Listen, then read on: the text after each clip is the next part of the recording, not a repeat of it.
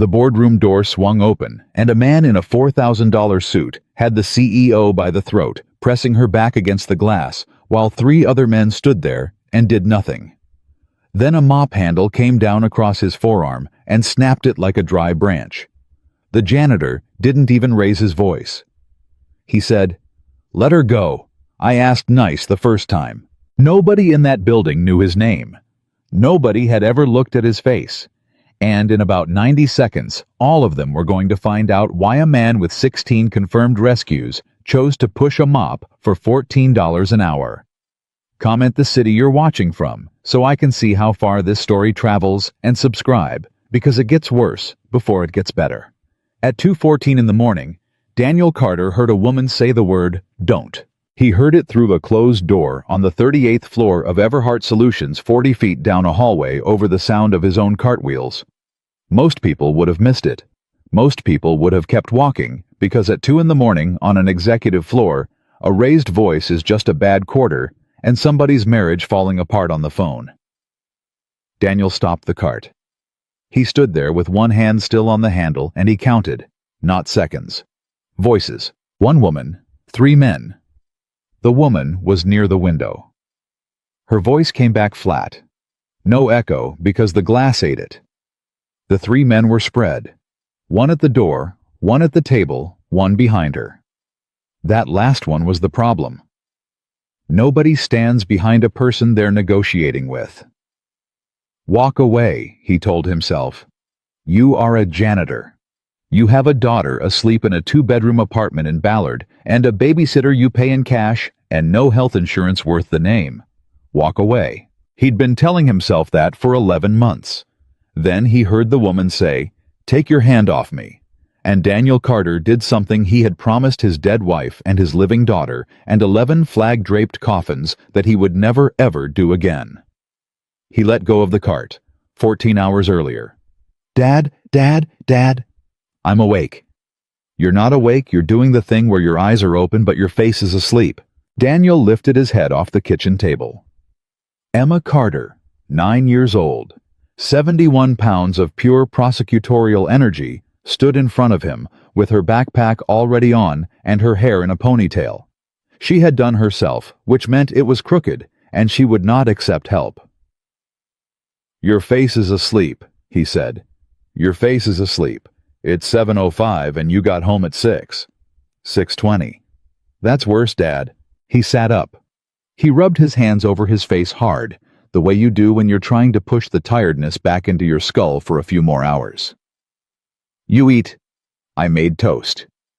"You made toast for both of us." "I made toast for me." "You were asleep."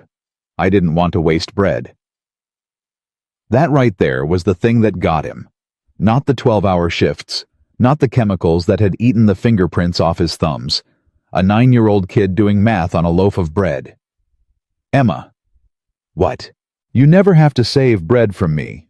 Ever. You understand?" She shrugged with one shoulder. "Okay. Say it back." "I never have to save bread. Dad, we're gonna be late." He drove her the 11 blocks to school in a 2009 Corolla, with a tape deck and a heater that only worked at full blast or not at all. She talked the whole way. She always did. Daniel had learned over the last 4 years that his job in the morning was not to talk. It was to be a wall she could throw a ball against. And Mrs. Okafor said we have to do a thing about our parents' jobs. The wall stopped being a wall. A thing. Like a poster. About what our parents do. And you present it. You present it. To the class. Everybody does it. Marcus Delgado's dad flies planes, and Priya's mom is I don't know, she does something with laws. Daniel watched the light. Watched a woman cross with a stroller. Watched a delivery van run the yellow. "What are you gonna say?" he asked. Emma was quiet for the length of a block. That was unusual enough that he glanced over. "I'm gonna say you're a night custodian at a technology company," she said. Every word carefully placed like she'd been practicing it. "That's true." "Yeah." "Emma." "It's fine, Dad." "That's not what I asked." She looked out the window. 9 years old, and she already knew how to protect him. He hated that. He hated it more than the shifts, more than the bread. Kayla said her mom said janitors are people who didn't finish school, Emma said. I told her you finished school. You did finish school, right? I finished school. See, that's what I said. She unbuckled her seatbelt before the car stopped, which was a thing he'd asked her not to do 400 times. Anyway, I don't care what Kayla says. Kayla eats glue sticks. She eats glue sticks? She ate one. In 2nd grade, I remember. Okay. Bye, Dad. She was gone. Backpack bouncing, crooked ponytail. Daniel sat in the drop-off lane with his hands at 10 and 2, and behind him somebody honked, and he did not move for 4 full seconds. I told her I finished school. He'd finished BUD/S. He'd finished SERE. He'd finished a language course in Pashto and a course in maritime interdiction and a course, God help him, on how to write a letter to a mother. He had a bronze star in a coffee can in the back of a closet under a bag of Christmas lights, and his daughter was going to stand up in front of Kayla, who ate a glue stick, and say, "My dad cleans buildings at night." He pulled out into traffic. The thing about being invisible is that it's a skill.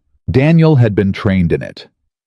Not in a classroom. You can't teach it in a classroom, but on rooftops in cities where a 6'1" American male is not a normal thing to be. You learn to make yourself the least interesting object in the room. You learn to move at the speed of the environment. You learn that people don't see faces, they see categories. Show them a category, and their brain files you and moves on. At Everhart Solutions, the category was gray coveralls and a cart. He'd been there 11 months, and he could count on one hand the number of employees who had ever looked directly at his eyes. Carter. Make that one hand and a thumb. Marcus Webb was 58 years old, night security, 22 years Air Force before that, and the only man in the building who treated Daniel like a person instead of an appliance. He had a bad knee, a worse ex-wife, and an opinion on everything. Marcus? You look like death warmed over and served cold. Thank you. You sleeping? Sure. Uh-huh. Marcus buzzed him through the turnstile without looking at the screen. Hey, you hear about 36? What about it? Whole floor's badge restricted now. Overnight. Used to be I could walk it on rounds. Now my card don't open it. Daniel had already known that. He'd known it for 6 days because on Tuesday his master key had stopped working on the 36th floor stairwell door and nobody had told him. Huh, he said. That's it, huh? Marcus leaned on the desk. 22 years I did this in the service, and I'm telling you, when they start carving up a building's access, somebody upstairs is scared of somebody else upstairs. Or they're doing an audit. An audit. Marcus said the word like it had personally insulted him. Daniel, my man, in the middle of the night, with private contractors carrying their own hardware. Daniel's hand paused on the cart handle for about a quarter of a second. Contractors, he said. 4 of them, Sunday. Came in at 11, out at 4. Vaughn signed 'em in himself. Richard Vaughn signed in a night crew. Executive Vice President of Operations walking down to my desk at 11 at night with a clipboard. You believe that? Marcus laughed. Man's never said good evening to me in 6 years. Sunday he asks about my knee.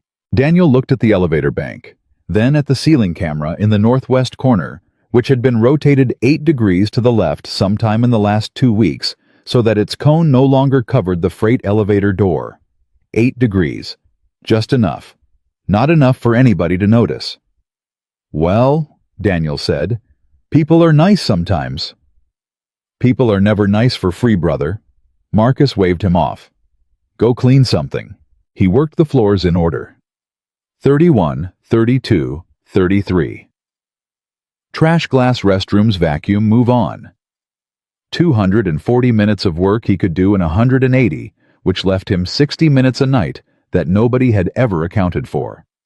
He didn't waste them. On 33, he emptied a shredder bin and noticed it was full of documents that had been fed in the wrong direction. Long strips instead of confetti. which meant somebody had been in a hurry. On 34, he found a conference room where 4 chairs had been pulled to one end of a 12-person table, and 1 chair pulled around to the opposite side alone. That's not a meeting, that's an interview. Or an interrogation. On 35, he found a phone charger left in an outlet under the credenza. Not a normal charger. It had a second port on the underside, and it was warm. He crouched and looked at it for a long moment. Not your problem. He stood up. He left it. He kept cleaning. That was the deal he'd made with himself. He could see. He couldn't unsee. You don't get to turn that off. It's not a switch.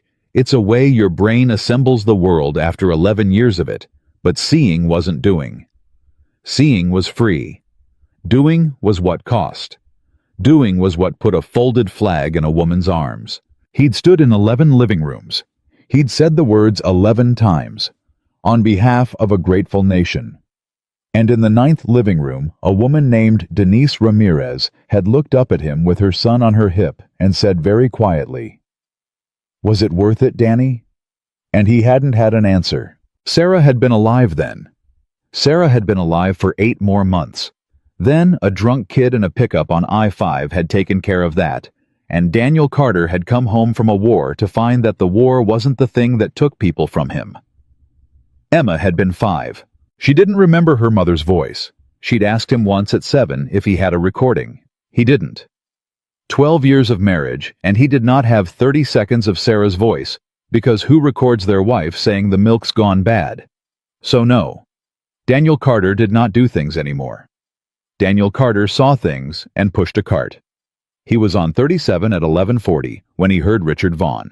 He heard him before he saw him, a particular kind of voice, the kind that's never once had to wonder if it's being listened to. Don't care what the board thinks. The board is 9 men who think a spreadsheet is a personality. The board will think what I tell them to think by Thursday. Daniel took his cart into the alcove by the copy room, not hiding, just being where the eye slides off. Vaughn came around the corner with his phone against his ear and a second man behind him. Daniel clocked the second man in half a second, mid-40s gray polo no lanyard, and a walk that started from the hips. Cop walk, or contractor walk, and he was carrying his weight on his back foot, which meant he'd been trained to expect trouble from any direction. Vaughn didn't look at Daniel. Vaughn had never once looked at Daniel. The problem isn't the audit, Vaughn was saying. The problem is, she found the audit. Her father built the company on trust, and she inherited the same disease. He stopped talking. Daniel felt rather than saw the second man's head turn toward him. Daniel kept mopping. Same speed. Same slow arc. He hummed 4 notes of nothing. "Him," the man said. "That's the cleaner," Vaughn said with the exact tone a man uses for a piece of furniture in the way.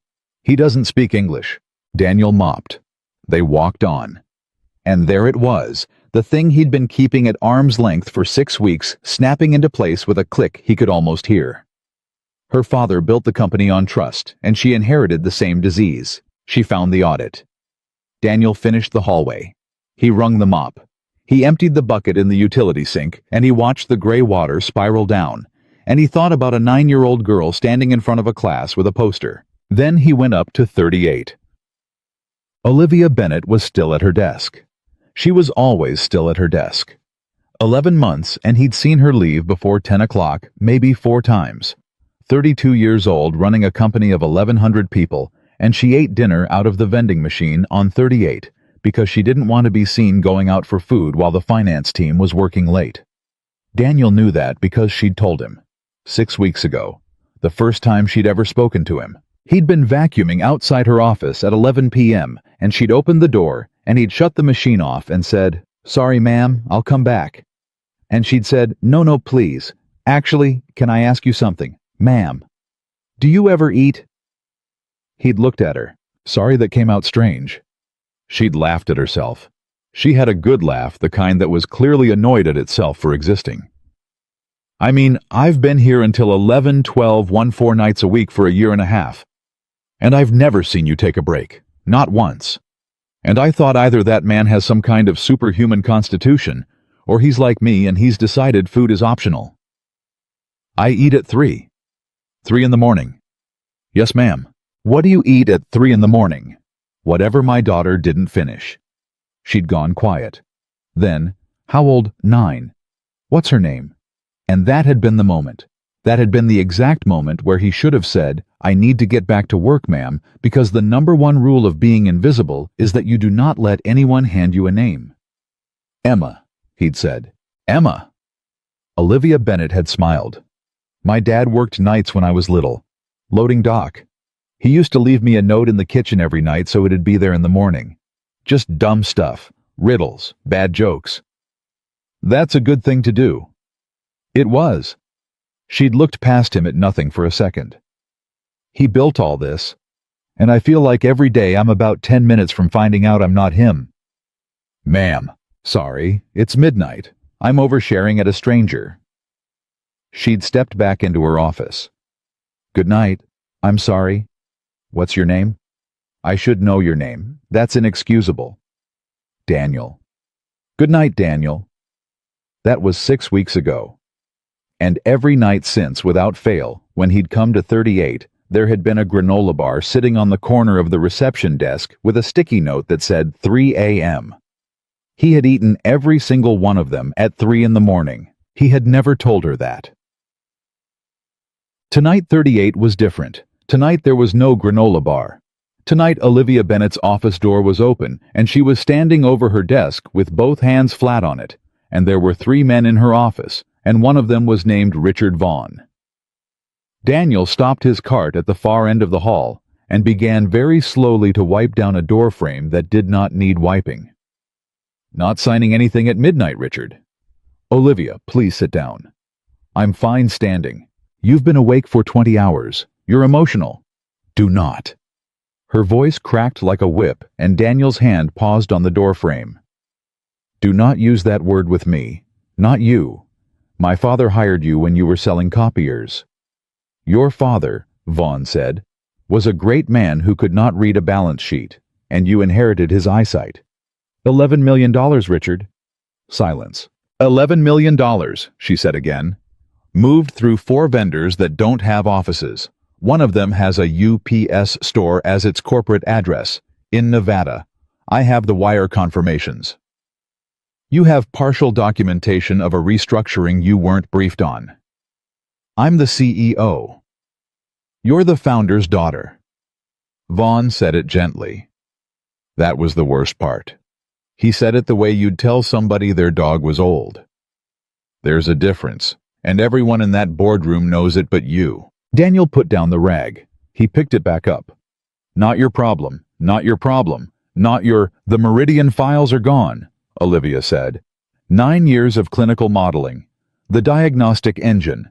My father's the entire reason this company exists, and the repository was cloned to an external endpoint on Sunday night at 11:40 p.m. I have the log. Sunday. 11 p.m. 4 contractors. Vaughn signed them in himself. You have a log, Vaughn repeated. I have a log. Do you know how many logs I have? And now his voice changed. Now the gentleness went out of it the way heat goes out of a room when a door opens. I have a log of every decision you've made in 19 months. I have a log of the Tacoma expansion. I have a log of you hiring a chief technology officer who lasted 5 months. I have 400 pages of documentation showing a young woman in over her head, and on Thursday morning, I am going to walk into that boardroom, and I am going to be kind about it, Olivia, because I promised your father I would look after you. Get out of my office. Sign the transition agreement tonight, and you keep the title. You keep the office. You keep the stock. You keep your father's name on the building. Get out of my office. And if you don't sign it, Vaughn said, then on Thursday, I don't have to be kind. Daniel heard footsteps. He pushed his cart 6 feet down the hall and knelt to check a baseboard. 3 men came out. Vaughn first straightening his cuff, then the gray polo man from 37, then a third younger, heavier, and he was the one who glanced at Daniel. Daniel let his shoulders round, let his chin drop, let his eyes go dull and slow and fix on nothing. Category cleaner. File and forget. The man looked away. They got in the elevator. Daniel stayed on one knee by the baseboard for 11 seconds after the doors closed. Then he stood up and he went back to work, and his hands were completely steady. And that fact bothered him more than anything else that had happened that night. At 12:50, he came around to 38 again for the trash. Olivia was sitting on the floor. Not at her desk. On the floor with her back against the front of it, shoes off a legal pad next to her that she wasn't writing on. When she saw him in the doorway, she didn't scramble up. She just looked at him with an expression he recognized instantly because he'd seen it on 22-year-old kids in the back of a helicopter. "I don't know if I can do this, and I can't tell anyone. Sorry, ma'am." He reached for the trash bin. "Daniel." "Ma'am." "How much did you hear?" He could have said nothing. It would have been the easy thing. It would have been the smart thing. "Enough," he said. She let out a breath that was almost a laugh. "Great. Fantastic. So it's not just in my head." "No, ma'am. You know what the worst part is?" She pulled her knees up. "He's right about one thing. I'm 32. I got this job because my last name is on the lobby. Every single person in that building is polite to my face and does math about me behind my back. And Richard has been here 19 years, and he's good at it. He really is. And if he walks into that boardroom Thursday and says she's not ready..." She snapped her fingers. 9 men will nod, because it's the thing they already think. "Then don't let it be about you." She looked up sharply. "What?" Daniel set the trash bin down. He should not have set the trash bin down.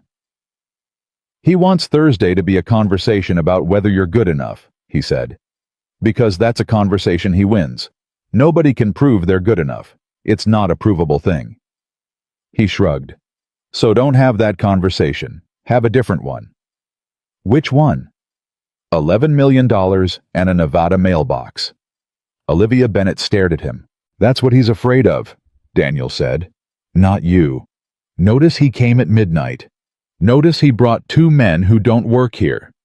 Notice he offered you the title, the office, the stock, and your father's name on the building, everything except the books. A man who's winning doesn't come at midnight, and he doesn't offer that much."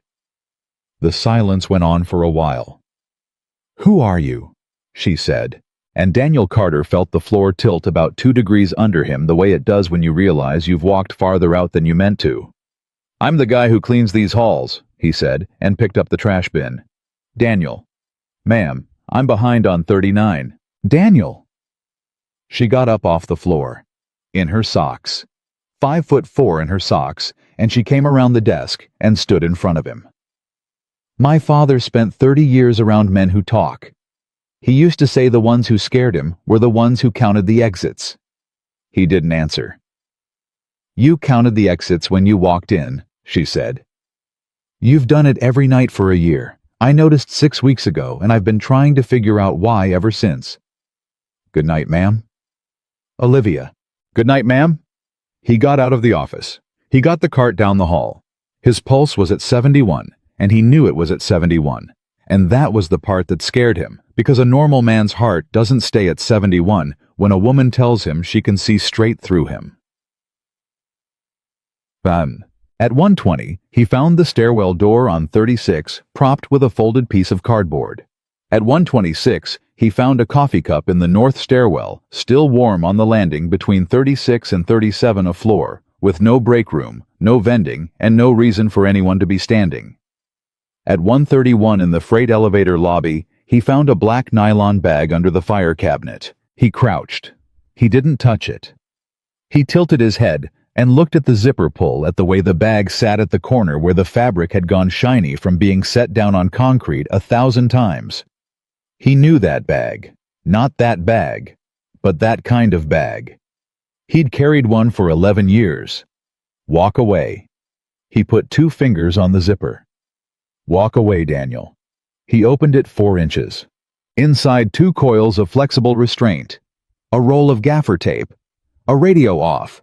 A folded floor plan of the 38th floor with 3 positions marked in pencil, 1 at the door, 1 at the table, 1 behind the window seat, 1 behind. And underneath the floor plan, a printed photograph. Daniel looked at it for a long, long time. It was Olivia Bennett coming out of a coffee shop on 5th. Long lens. 2 days old judging by the coat.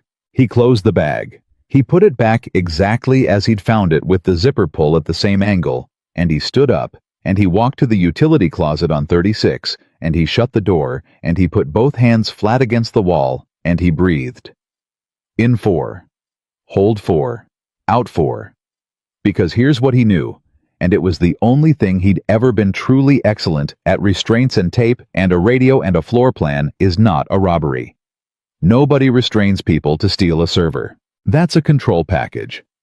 That's what you bring when you intend to put people in a room and keep them there until a document has a signature on it. And they had marked tonight on the floor plan. Not Thursday. Thursday's the boardroom, Daniel thought. Thursday's the show. Tonight's the rehearsal. Tonight they get the signature. And Thursday Vaughn walks in and reads it out loud. He looked at his watch. 1:38. He thought about Emma. He thought about her crooked ponytail. He thought about the poster. He thought about a woman named Denise Ramirez saying, "Was it worth it, Danny?" and about 11 living rooms, and about a coffee can in a closet under a bag of Christmas lights. He thought, if I call 911, they take 12 minutes, and by then there's a signature on a page, and 3 men in the wind, and 1 woman who voluntarily resigned. He thought, if I do nothing, she signs it. That's all. She signs it, and she's fine. Nobody dies over a signature. And then he thought about the second coil of restraint, because there was only 1 CEO in that building tonight. So who was the second one for Biao? Samad. He took the north stairs up, not the elevator. He went up 2 floors and stopped because he was not going to walk into a room with 3 trained men and a bad plan. And he did not in fact have a plan, and there is a specific kind of arrogance that gets people killed. And Daniel Carter had spent 11 years watching it happen to better men than him. So he did what he'd been trained to do before anything else. He got information. He went to the 37th floor security closet, keyed it with a master he technically wasn't supposed to have, and pulled up the camera feed on a monitor that had been showing a screensaver of a mountain since 2019. 38. Executive floor. Olivia in her office at her desk. Elevator lobby empty. Northwest corner freight elevator, the camera that had been turned 8 degrees. He looked at that dead angle for 3 full seconds. Then he called the only number he had for anyone in that building. Marcus picked up on the 4th ring. Front desk. It's Daniel. Man, you sound weird. Marcus, listen to me, and don't ask questions yet. Is Vaughn in the building? A pause. Keys. Badged out at 12:14. Did he badge back in? No. Did anybody badge in after him? Longer pause. Daniel could hear him scrolling. 3 visitor passes, Marcus said slowly. Issued at 12:31. Sponsor field says R. Vaughn. Escort required, no escort logged. His voice had changed completely. 22 years of Air Force came up through it, like bedrock. Daniel, where are you? 37. Where's Miss Bennett? 38. In her office. Alone. I'm calling PD. Do it. Then get in your car. The hell I will.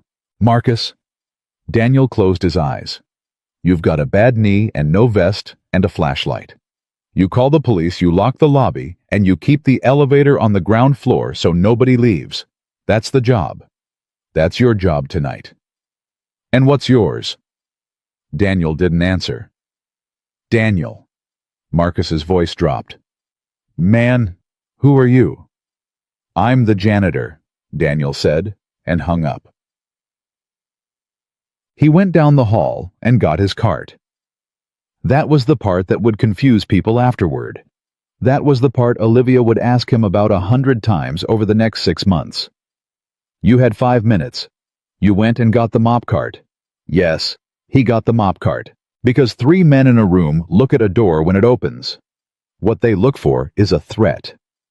And there is no threat on earth shaped like a 50-something guy in gray coveralls pushing a squeaky yellow bucket, and every second their brains spend filing him under nothing is a second he doesn't have to spend fighting. He'd learned that in a country he wasn't allowed to say the name of. The best weapon in any room is the 4 seconds before anyone believes you're dangerous. He took the north stairs. 2 at a time, Quiet Cart actually carried 41 pounds held out from his body so it wouldn't knock the rail, and set it down on the 38th floor landing without a sound. Then he pushed it out into the hallway and let the wheel squeak, because now he wanted it to. The office door was closed. It had been opened 40 minutes ago. Through it 40 feet away, he heard a man's voice say, "Sign the page, Miss Bennett." And he heard Olivia say, "No." And he heard something hit the desk hard enough to rattle it. Daniel kept pushing the cart. Same speed, same squeak. He was counting again: 1 woman, 3 men, 1 at the door, 1 at the table, 1 behind her by the window. 30 feet. "You're making this stupid," the man said. "You know how this ends. Everybody signs." "My father didn't." "Your father's dead." 20 feet. Daniel felt it come up in him. Not rage. Rage he could have managed. Rage he'd had 100 times, and it was loud and useless, and it made you slow. This was the other thing. The old thing. The cold, quiet, terrible calm that used to come down over him like a helmet where the world went to half speed, and every object in a room turned into either cover a weapon or a person. And he stopped being a man with a name and became a tool that solved problems. He had spent 4 years running from this feeling. It came back like it had never left. It came back like it had been waiting in the closet with the coffee can. 10 feet. "Sarah," he thought. "I'm sorry." "M. Baby. I'm sorry." 5 feet. Inside, Olivia Bennett said in a voice with absolutely nothing left in it, "Take your hand off me." Daniel Carter put one hand on the door. And for the first time in 4 years, 3 months and 19 days, he stopped pretending. The door opened. Not fast. Daniel had never once in his life opened a door fast. He pushed it with the cart the way a man does when his hands are full and his mind is somewhere else, and he came into that office at the exact speed of a tired employee who had gotten the floors mixed up. 4 faces turned toward him. The one at the door was closest 6 feet away, gray polo weight on his back foot. The one at the table had a folder open and a pen in his hand, and he did not look up for a full second, which told Daniel everything about who was in charge and who was hired. And the third man had one hand on Olivia Bennett's shoulder, holding her against the glass, and his other hand was flat on the desk beside the paper. Olivia's eyes found him. Daniel watched her face do 3 things in half a second. Recognition. Hope. Then a terrible, sick understanding that a janitor had just walked into a room with 3 men in it. "No," she said. "Daniel, go." "Sorry," Daniel said. "I got the wrong floor." Gray Polo laughed. It was a short, ugly, relieved sound. "Yeah, you did, pal. I'll come back. You'll do more than that." Gray Polo took a step. "Come here." "Sir, I'm just here for the trash." "I said come here." And Daniel came here. That was the thing nobody ever expected. Everyone expects a man to back up. Backing up is what a scared man does, and a scared man moving backward is easy to walk down. Daniel walked forward into the space where Gray Polo was already committing his weight, and Gray Polo's body had to make a decision it had not planned to make. The cart came with him. 41 pounds of steel frame and dirty water driven low and hard into the man's shins. He went down over it. Not gracefully. He went down the way furniture goes down, and his hands came out, and his forearm landed across the metal edge of the frame, and Daniel put his palm on the back of that elbow and dropped his own weight through it. The sound was not loud. That was the worst part. It was a small, dry, private sound. And then Gray Polo started making a noise like a man trying to breathe through a straw. Daniel was already moving. "Hey, hey!" The one at the table was up chair going back, and Daniel took the mop out of the bucket in one hand, and he did not swing it at the man's head, because heads are hard and they move. He swung it at the man's knee. The handle was aluminum and 42 inches long, and it came in on a diagonal from low right, and there is very little a human being can do about that. The man folded sideways into the credenza. A photograph of a man in a hard hat at a ribbon cutting Olivia's father 20 years younger went off the top of it and hit the carpet face down. The third man let go of Olivia's shoulder. He came off the window fast, and this one was different. Daniel saw it in the first step. This one didn't rush. This one moved his feet like they were expensive, and his hands came up to his chest, and he did not throw anything yet. Trained. "Okay," the man said. "Okay." Daniel dropped the mop. "Olivia," he said without taking his eyes off the man. "Behind me. Now." She didn't move. "Miss Bennett?" She moved. She came around the side of the desk with her back scraping the glass, and she got behind him, and Daniel felt her hand grab a fistful of the back of his coveralls, and he thought absurdly, "Emma does that. Emma does that in parking lots." "You made a mistake, buddy," the third man said. "Probably. You know what this is. You know who's paying for this." "Richard Vaughn," Daniel said.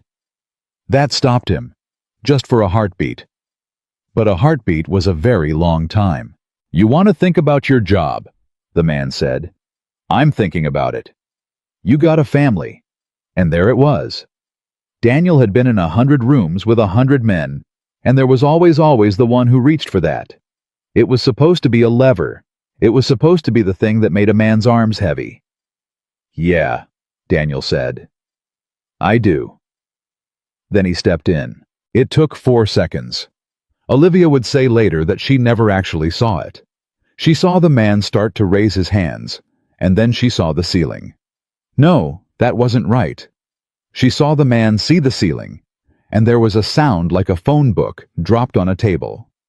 And then Daniel Carter was kneeling on the man's back, with the man's wrist folded up between his shoulder blades, and he wasn't even breathing hard. 10 seconds after that, the man was zip-tied with restraints from his own bag. Daniel had gone and gotten the bag. He'd left it under the fire cabinet, and he'd walked back out into the hall while the man was still on the floor and retrieved it and come back, and he'd used their own restraints on all 3 of them. And Olivia Bennett stood in the middle of her own office with her arms wrapped around herself and watched a night janitor secure 3 men to a conference table leg with the calm efficiency of a man loading a dishwasher. It was 1:53 in the morning. "Miss Bennett?" She didn't answer. "Olivia." "What?" "Are you hurt?" She looked down at herself like she genuinely had to check. "No." "Did any of them touch you before I came in?" "He had my shoulder. He had me against the—" She stopped. Her jaw was doing something. "No, I'm not hurt." "Okay."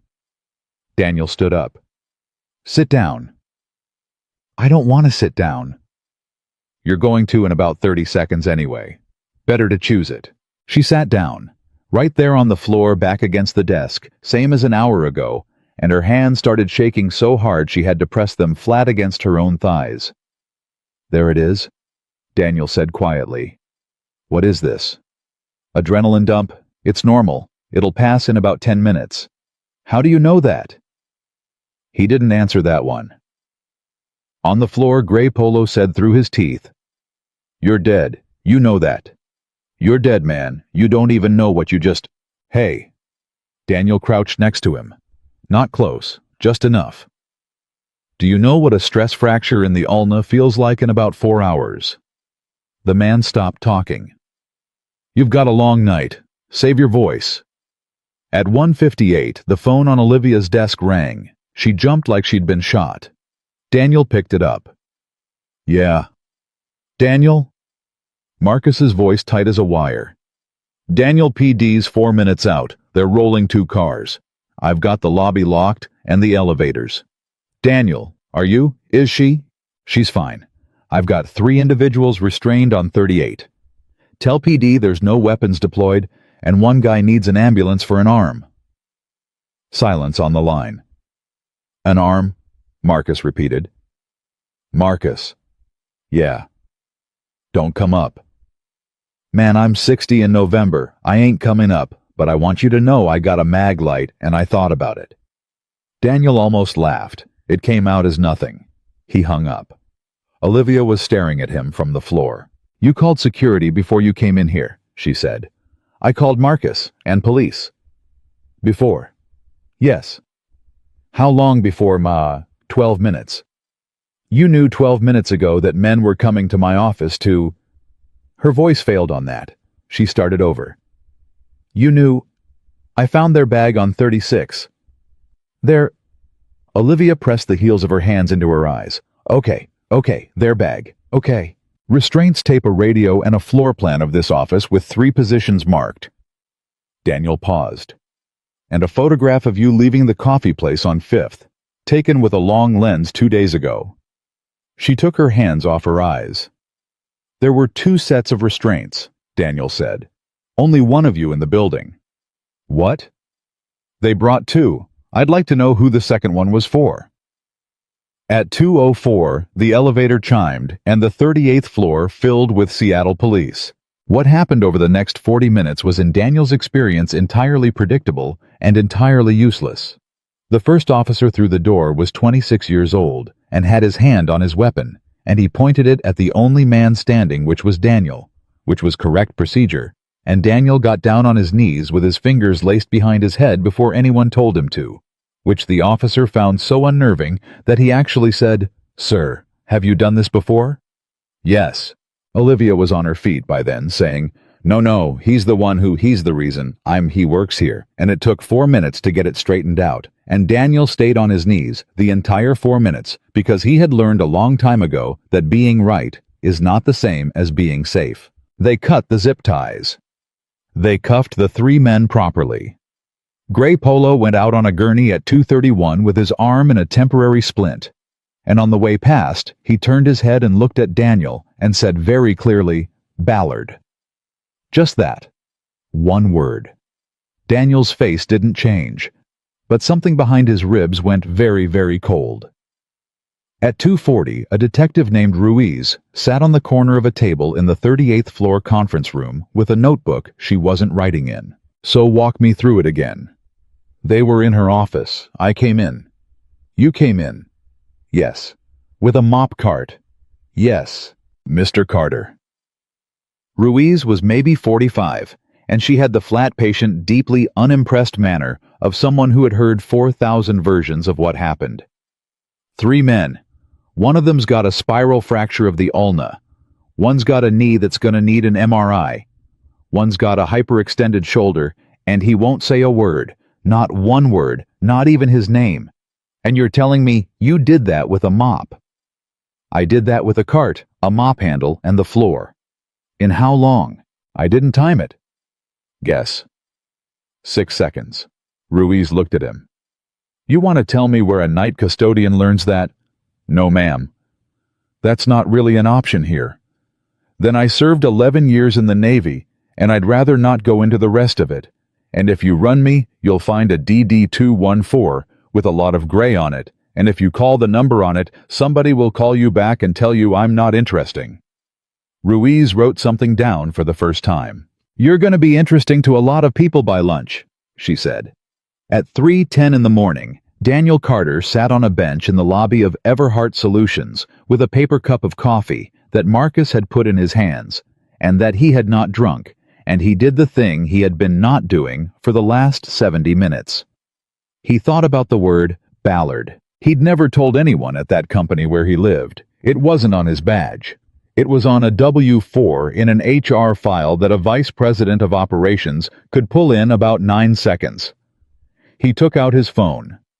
The babysitter, Mrs. Novak, was 71 and slept in the recliner and did not appreciate being called at 3 in the morning, and Daniel called her anyway. She picked up on the second ring, which was wrong. Mrs. Novak. Daniel. Her voice was thin. Daniel, I was going to call you. I didn't want to be it's probably nothing. Everything in Daniel's chest stopped. Tell me. There was a car. Where? Across the street, since maybe 11, and I thought, well, people park. She was talking too fast now. But nobody got out. and around 1 in the morning I got up for the bathroom, and the light was still on inside it like somebody's phone. And Daniel, when I went to the window, it drove away. Is Emma asleep? She's asleep, she's fine. She's got that stuffed rabbit. Mrs. Nowak, listen to me. Go to Emma's room right now and stay in it. Lock the door. Don't turn on any lights. Daniel, you're scaring. Please. He heard her getting out of the chair. He heard the floor. He was already moving across the lobby. Marcus? Yeah. I need your car. At 3:24. A 2016 Ford Explorer that smelled like cigarettes and pine air freshener took the on-ramp to 5 North at a speed that would have gotten a normal man a ticket. And Daniel Carter drove with his phone against his ear and his mind doing arithmetic. Vaughn badged out at 12:14. He knew the job was live. He would have had someone on the family from the start. That's what you do. That's what I would have done. Second set of restraints. Because a man like Vaughn didn't want a fight. A man like Vaughn wanted a lever.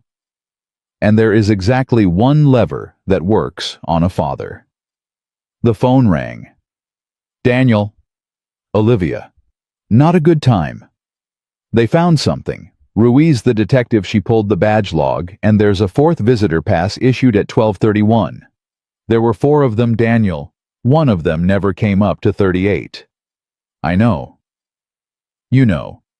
Second set of restraints. He changed lanes. Olivia, I have to go. Where are you going? Home. She was quiet for exactly 1 second. When she spoke again, her voice had changed completely, and Daniel would remember it later as the first moment he understood who she actually was under the job. Give me the address. No. Daniel, I'm not putting you in a car at 3 in the morning. I'm not God. I'm not driving there. I'm sitting in a building full of police officers, and one of them is a detective who owes me a statement. Give me the address, and I'll have a car there in 6 minutes, instead of you being alone in it in 14. Daniel didn't say anything for 2 blocks. Then he gave her the address. At 3:38, he came off the exit into Ballard and killed the headlights a block out, which was a thing he did without thinking, and did not notice he had done. There was no car across the street. The porch light was off. He had left it on. Emma always turned it no. Mrs. Nowak turned off lights. Mrs. Nowak was 71 and turned off every light in the house out of habit, and he had told her 4 times not to, and she did it anyway. The front door was closed. Daniel sat in the car for 11 seconds and made himself look at the entire street instead of the house. 2 vehicles he recognized. One, he didn't, a gray sedan 4 doors down, empty cold hood. He went in through the side gate. The kitchen window was intact. The back door was locked. He put his key in it, and it turned, and he stepped into his own kitchen at 3:41 in the morning and heard nothing. Nothing at all. Mrs. Nowak? Nothing. He went down the hall. Emma's door was closed. There was a chair jammed under the handle on the outside. Daniel stood there and looked at that chair and felt something happen in his chest that he could not have described to anyone ever and would not have wanted to. Because a chair on the outside means somebody put it there. He moved the chair. He opened the door. Mrs. Nowak was sitting on the floor with her back against Emma's bed and a cast-iron skillet in her lap, and her face gray as paper. Emma was behind her awake, sitting up hair-wrecked holding the rabbit. Dad! Daniel got across that room faster than he had moved all night. He came in the front, Mrs. Nowak said in the flat mechanical voice of a woman running on the last of herself. I heard it at 3. I heard the handle. So I put the chair from the outside before because I thought if it looks like a closet, if it doesn't look like a room somebody's in. You put the chair on the outside and then came back in through the hallway. Yes. And I shut it behind me and I sat down. And I heard him in the hall. Her hands tightened on the skillet. And he pushed it. He pushed the door, and it didn't give, and he went away. Daniel closed his eyes for 1 second. Mrs. Nowak. Yes. That was the single smartest thing anybody has done tonight. The old woman started to cry. silently embarrassed, wiping at it with the back of her wrist. Emma said, "Dad, your hands are bleeding." He looked down. The knuckles on his right hand were split. He genuinely had not noticed. "It's fine, Em." "It's not fine, you're getting it on my blanket." And then she was against his chest, and she was 9, and she was making a sound he had heard exactly twice before in his life, once at a funeral, and once at 3 years old with a broken arm. At 3:47, blue and red lights came through the front curtains. At 4:05, an officer found a man's boot print in the flower bed under the living room window and a second one on the back step, and the gray sedan 4 doors down came back registered to a leasing company in Kent that had leased 11 vehicles that month to a corporate account. The corporate account was Everhart Solutions. Detective Ruiz arrived at 4:40 with 2 coffees and gave one to Mrs. Nowak, which Daniel noticed and filed away and decided he'd remember about her. "Mr. Carter? Detective? Your ex-employer's fleet account paid for the vehicle that sat outside your daughter's window tonight." "He's not my ex-employer. I still work there." Ruiz's mouth moved about a millimeter. "Sure. Have you picked Vaughn up?" "We've asked him to come in." "You've asked him." "Mr. Carter." She said it patiently. "I've got 3 men in custody. 2 of them won't talk. The third one, the one you broke, has a lawyer who was standing at the desk at 4 in the morning wearing a tie. That's not a public defender. That's a man who was awake. And nobody has said the name Richard Vaughn out loud yet, and a leased car doesn't put him in a room." "He signed the visitor passes himself." "He signed 3, Ruiz said. "The 4th pass was issued off his sponsor code at 12:31, and at 12:31, he was badged out of the building and on camera in a parking garage 2 blocks away, which is very convenient." She sipped her coffee. "Almost like he wanted to be on camera." Daniel looked out at the street. "He didn't issue that 4th pass," he said slowly. "No. Somebody else has his code. Or he gave it to somebody, either way." Ruiz shut her notebook. "Mr. Carter, I've been doing this 19 years, and I want to tell you something that you can take however you want. Guys like the 3 upstairs you rent for $4,000, that's a fist fight in a hallway. But somebody put a man on a 9-year-old's window on the same night with the same clock off a corporate fleet account, and that's not $4,000. That's an operation. Somebody with a budget looked at a schedule and said, 'We need pressure on the CEO, and we need pressure on anybody who might help her.' Nobody knew I'd help her." Ruiz looked at him for a long moment. "Then why was there a car outside your house at 11 o'clock at night?" she said. "An hour before anyone went up to 38. Daniel did not have an answer for that. At 5:20 in the morning, Emma finally fell asleep on the couch with her head on his leg, and Daniel sat in the dark of his own living room with a police cruiser idling outside and stared at the wall and let the question turn over. 11 o'clock. They'd put a car on his house before the operation started, before he'd found the bag, before he'd done a single thing, which meant they hadn't been watching him because of tonight. They'd been watching him before. At 6:15 his phone buzzed, a text from a number he didn't have saved. "Is Emma okay?" He looked at it for a while. "She's asleep," he typed. "Mrs. Nowak is a hero. 3 dots. I want to pay for a hotel. For all 3 of you. Please don't be proud about this at 6 in the morning. We're fine, Daniel, Miss Bennett. If a man wants to find us a hotel is easier than a house. Houses have neighbors." A long pause. "Okay," she wrote. "Then I'm sorry." "For what?" "I've been sitting in a police station for 4 hours, and everyone keeps telling me how lucky I am. And all I can think about is that a 9-year-old had a man at her window because I refused to sign a piece of paper." Daniel read it twice. "That's not what happened," he wrote. "It is. No. A 9-year-old had a man at her window because a man chose to put him there. You didn't do that. Don't take his part for him. He doesn't need the help." The dots came and went 3 times. "Finally, my father would have liked you." At 7:40 in the morning, Emma woke up and asked if she still had to go to school. "No." "So do I still have to do the poster?" Daniel rubbed his eyes. What? The poster. About what you do. She was sitting up now, blanket around her shoulders, and she was watching his face very closely, the way she had learned to when she was 5, and everything in her world had come apart in one night. Dad? Yeah. Those police officers kept saying stuff about you. What kind of stuff? They said you stopped 3 guys. Emma pulled the blanket tighter. One of them said it to another one in the kitchen, and he said the word Jesus, like not mad, like the other way. Daniel didn't say anything. Are you going to tell me what you did before? She asked. And there it was. 4 years he'd known this question was in the house somewhere, sitting in a closet with a coffee can under a bag of Christmas lights. Yeah, he said. But not this morning. When?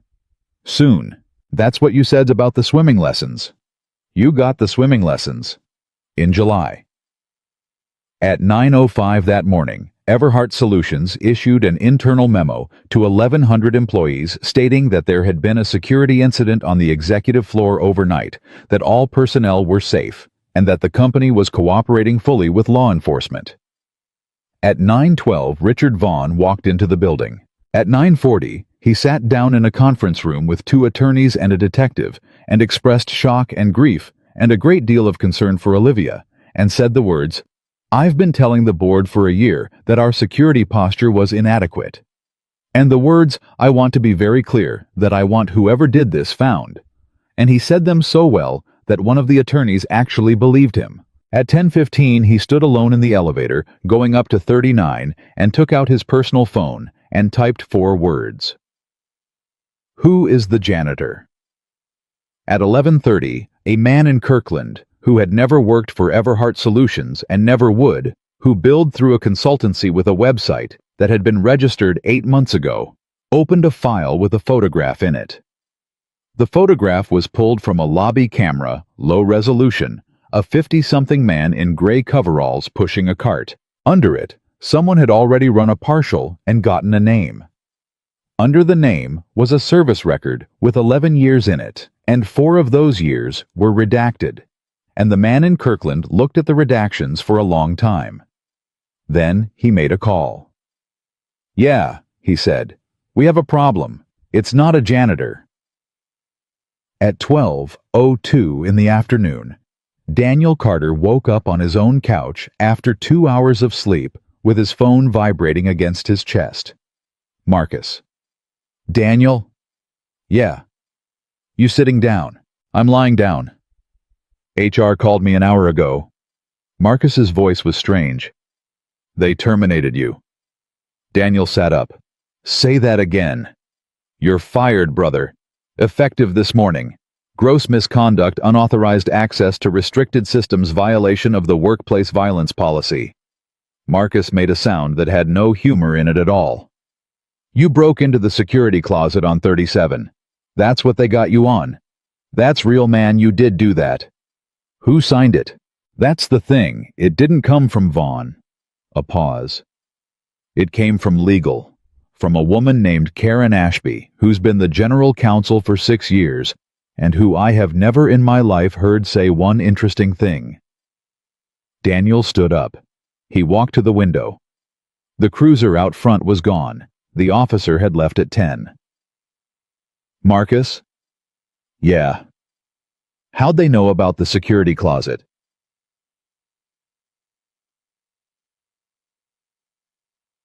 I keyed into the 37th floor security closet at 1:34 in the morning. There's no camera in that closet. The only record of it is a door log. Daniel closed his eyes. Somebody pulled a door log at 7 in the morning and built a termination out of it in under 2 hours. On the day after their own executive got assaulted in her office. That's not HR. HR takes 4 days to reset a password. Marcus was quiet. Somebody wanted me out of that building before lunch, Daniel said. Man. Marcus exhaled. Man, what are you going to do? Daniel looked down the hall at the door with the chair marks on the handle. I'm going to go get my badge back, he said. At 12:40 in the afternoon, Daniel called Olivia Bennett and got 4 seconds of silence before she said anything at all. They what? Terminated, effective this morning. Daniel, I am the chief executive officer of that company. Then you should probably read your own mail. I have been in a police station since 2 in the morning, Olivia said, and he could hear her walking now fast heels on tile. I have not read anything. I gave a statement 4 times to 3 different people, and one of them asked me if I'd had anything to drink last night. Hold on. He held on. She came back in 90 seconds, and her voice had gone somewhere flat and dangerous. It's in my inbox. It's CC'd to me. 7:41 a.m. Who sent it? Karen Ashby. General Counsel. 6 years. She goes to my aunt's Christmas thing. Olivia stopped walking. Daniel. She wrote a termination for cause on a man who stopped an assault in my office, and she CC'd me on it, and then she went to a 9 o'clock meeting and didn't mention it. Ask her why. I'm going to do better than ask her why. At 1:15, Karen Ashby sat down across from her own CEO in a conference room on 39, with the door closed and a legal pad she never touched, and for 11 minutes she said the words policy and exposure and precedent in every possible combination.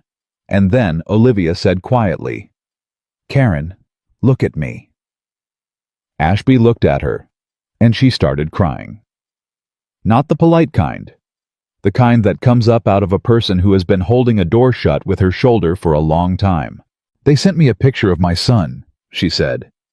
Olivia didn't move. Ethan's a sophomore. He's at Western.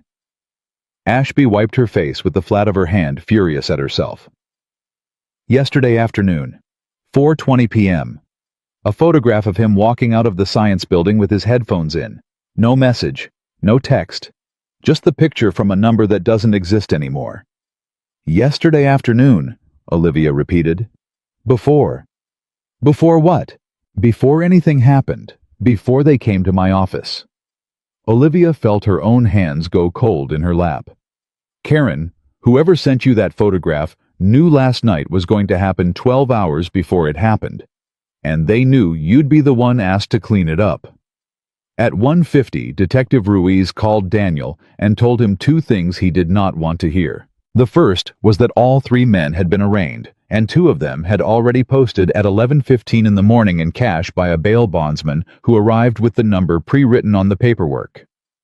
The second was that the attorney standing at the desk at 4 a.m. billed his hours to a consultancy in Kirkland called the Halcyon Group. Never heard of it, Daniel said. Nobody has. Registered 8 months ago. Website's 4 pages of stock photography and the phrase risk advisory 11 times. Ruiz sounded like a woman reading a menu she didn't like. But they've got a defense subcontracting number and a mailing address in a building that also houses a dentist. Who's the principal? That's the part I called about. It's a shell inside a shell. Managing member is listed as an LLC in Delaware, and that LLC's registered agent is a service company in Wilmington that has 4,000 clients. A pause. But the site's SSL certificate was bought with a corporate card that has a name attached because somebody was lazy in month 1, and I've got a warrant request in. How long? In this town, Friday. Thursday's the board meeting.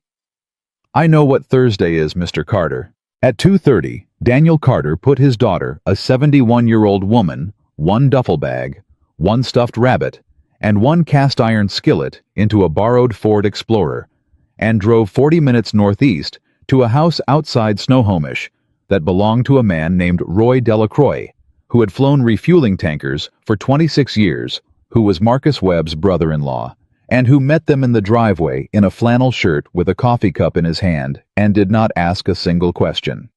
Roy. Daniel. This is Emma. This is Mrs. Nowak. Ma'am. Roy nodded at the old woman. Is that a skillet? It is. Good, Roy said. Kitchen's through there, and I'll be honest with you, it's the best cookware in the house. Emma looked up at her father. How long are we staying here? A couple days. That's not a number. That's not a number, Dad, that's a thing adults say. Roy laughed out loud and told her the chickens were hers if she wanted them, and Emma, who had never touched a chicken in her life, said she would think about it in a tone that suggested she was doing him a favor. At 3:10, Daniel sat on the tailgate of Roy's truck with his daughter beside him, and he did the thing he had been putting off for 4 years, 3 months and 20 days. "I was in the Navy," he said. "I know. You know the part where I fix things on ships." Emma didn't say anything. She was 9, and she was smart, and she waited. "That's not what I did." "Okay." "I was a SEAL, Emma." She was quiet for a second, then very carefully, like she was checking a step for ice. "Like in the movies?" "No." "Then like what?" "Like a job." Daniel turned the words over. "Like a job where you go into places at night and you get somebody out, and sometimes it works and sometimes it doesn't. And when it doesn't, you drive to somebody's house in a uniform and you tell their wife." Emma's eyes were enormous. "Did you have to do that?" 11 times. She thought about it. 9-year-olds think in a way adults have forgotten how to do straight through the middle of a thing. "Is that why you stopped?" "Yeah." "Is that why you're a janitor?" "That's why I'm a janitor." Emma leaned into his side and didn't say anything for a while, and then she said, "Kayla's gonna feel really stupid." And Daniel Carter laughed until his eyes stung. At 4 o'clock in the afternoon, Olivia Bennett drove out to Snohomish in a car she'd rented under her assistant's name because Daniel had told her not to drive her own, and she brought a laptop and a printed folder and 110 pages of things nobody was supposed to have. "You shouldn't have come here. You gave me the address. I gave you the address at 3 in the morning when a man was standing outside my daughter's window. And now I'm here in the daylight and nobody followed me, and I checked 6 times, and if you're about to tell me you'd have checked better, you're right, and I don't care." She put the laptop on the hood. "Sit down and look at this." He looked at it. The Meridian repository had been cloned on Sunday at 11:41 p.m. to an external endpoint. That much she'd already told him. What she hadn't known Sunday, and what a security consultant she'd hired privately on Tuesday had found for her, was that the clone was the 3rd one. "Third," Daniel said. "There were 2 before. February and April. Partials." Olivia's finger was steady on the screen, and her voice was not. "Somebody's been taking my father's work out of this company for 5 months. Sunday wasn't the theft, Daniel. Sunday was the last trip. Sunday was them backing the truck up because they were done. Which means Thursday isn't about the company." "What?"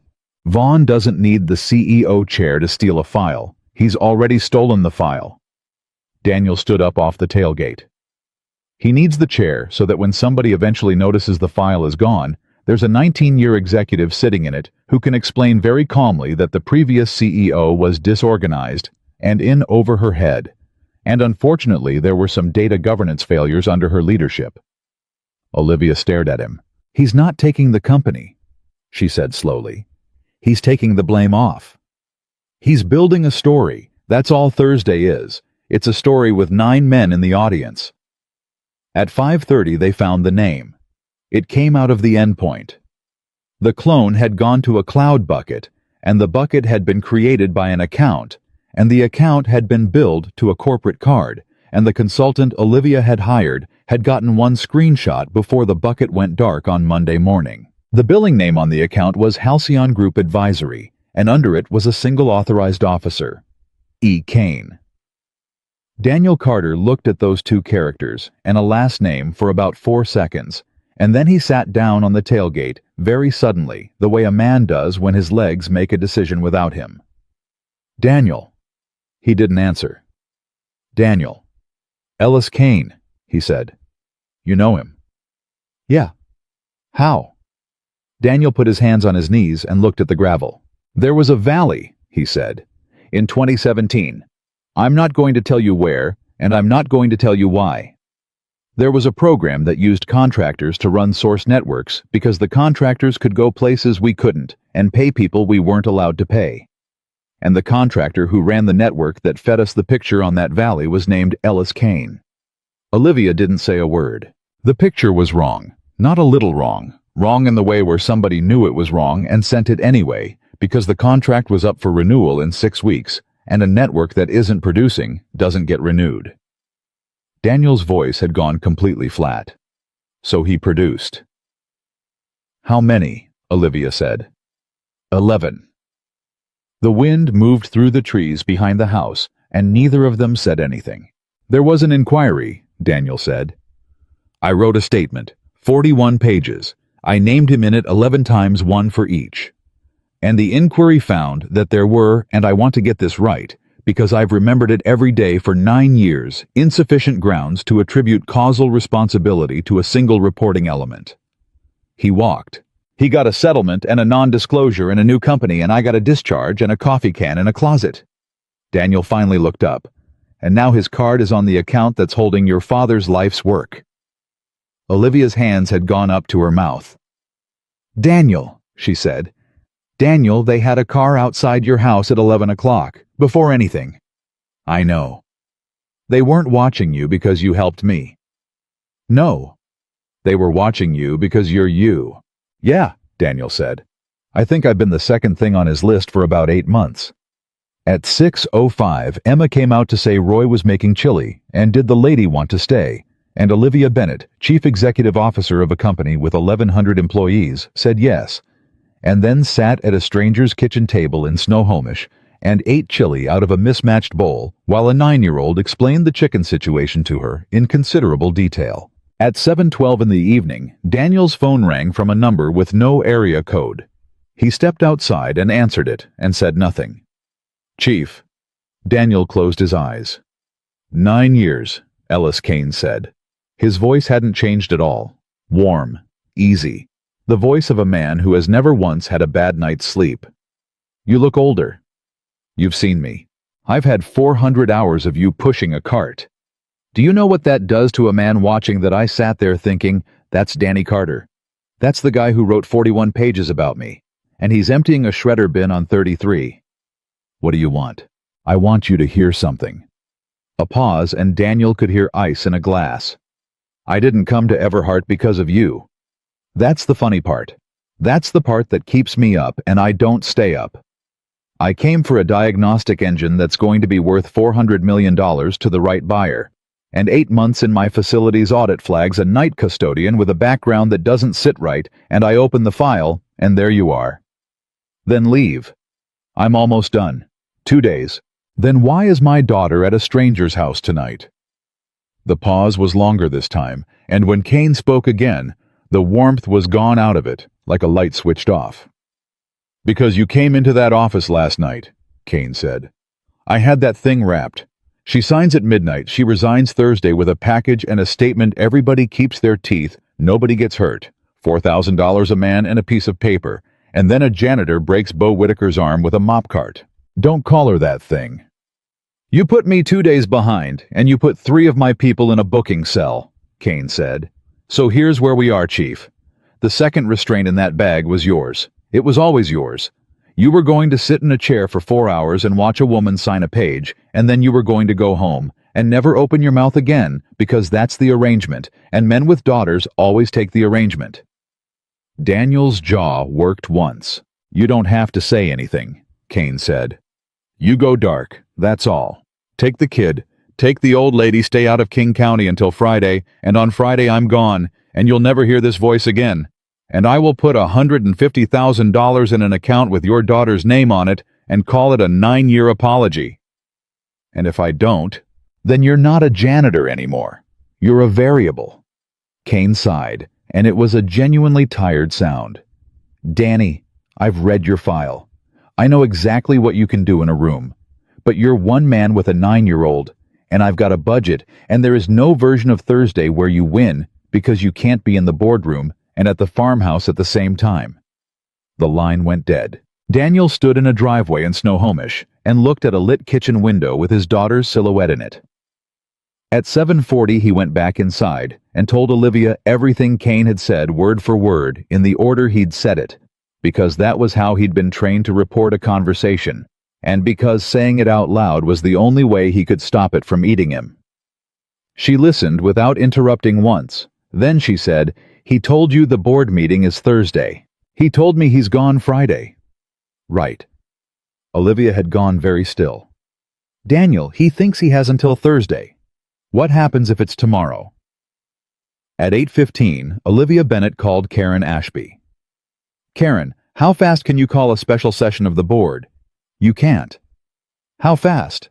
Olivia, listen to me. You can't.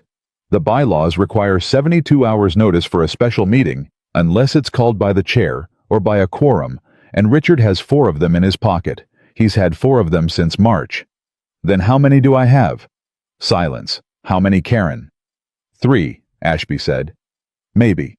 Whitfield, Nakamura, and Doheny. And Doheny is 81, and he loved your father, and he will do whatever the room does. And the 9th?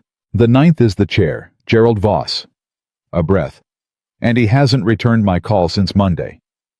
At 8:50, Olivia sat on Roy Delacroix's back steps with her phone in both hands and said mostly to herself, "So I go into that room tomorrow with 3 votes and a folder."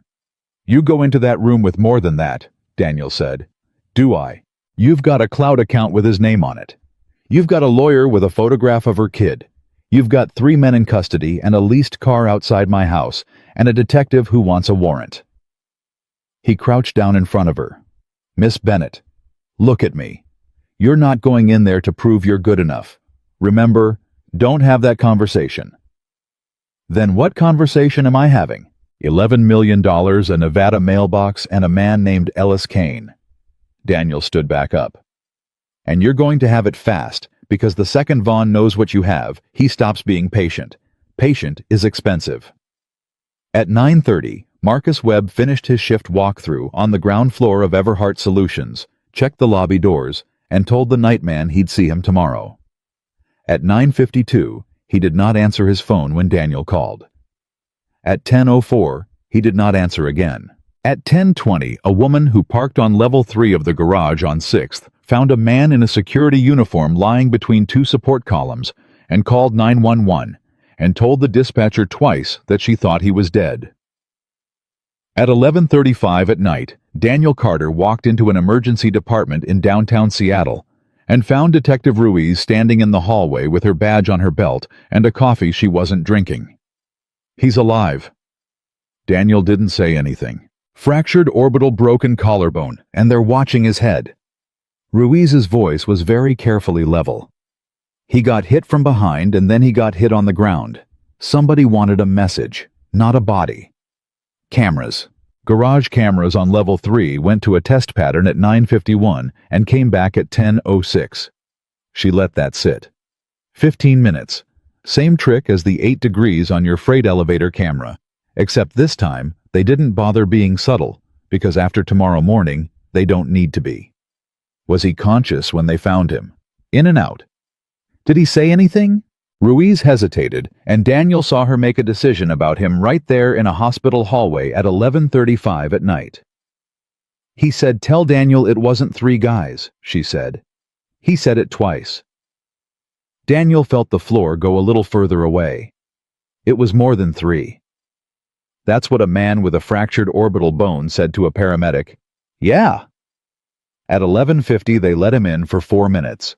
Marcus Webb's face was the color of a bad bruise on one whole side, and his left eye was swollen shut, and when he heard Daniel's boots, he lifted one hand about 3 inches off the blanket.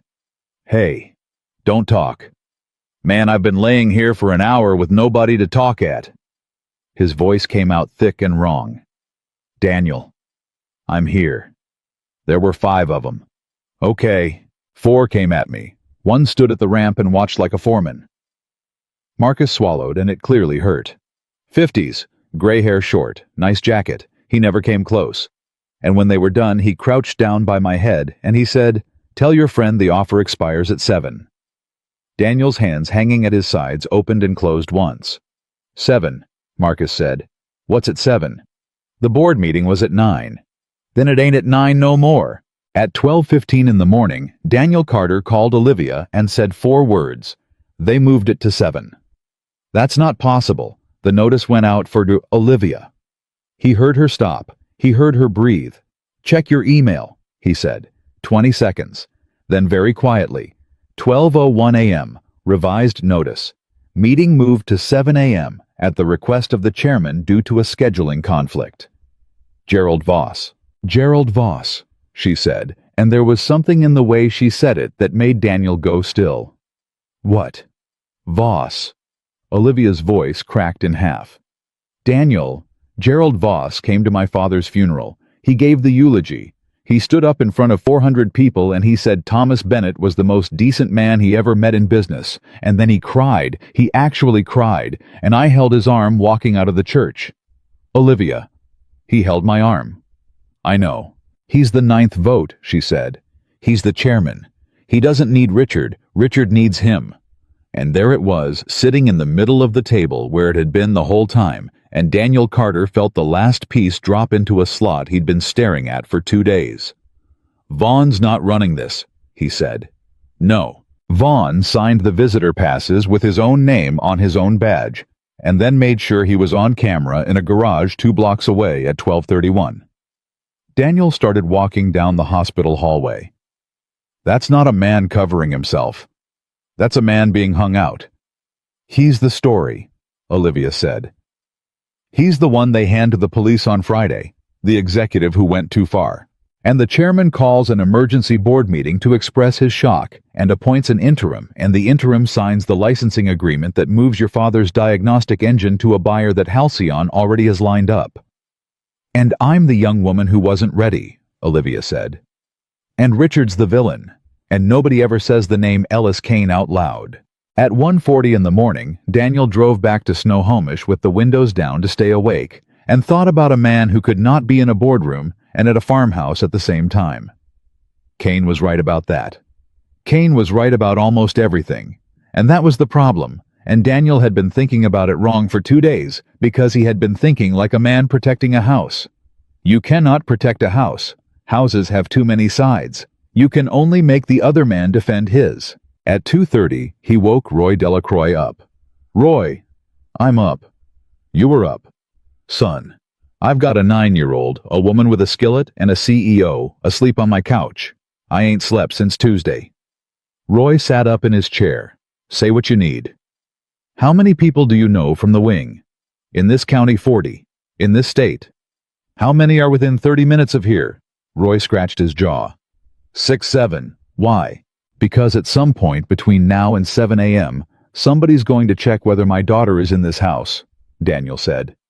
And I need her not to be, and I need this house to look exactly like she is. Roy Delacroix, 26 years of flying tankers, 68 years old, looked at Daniel for a long moment. Then he grinned like a much younger man. Now that, he said, is the first fun thing anybody's asked me to do in 9 years. At 3:15, Emma Carter was awake, dressed, furious, and holding a rabbit. Why can't I stay here? Because I said. That's not a reason, Dad, that's a...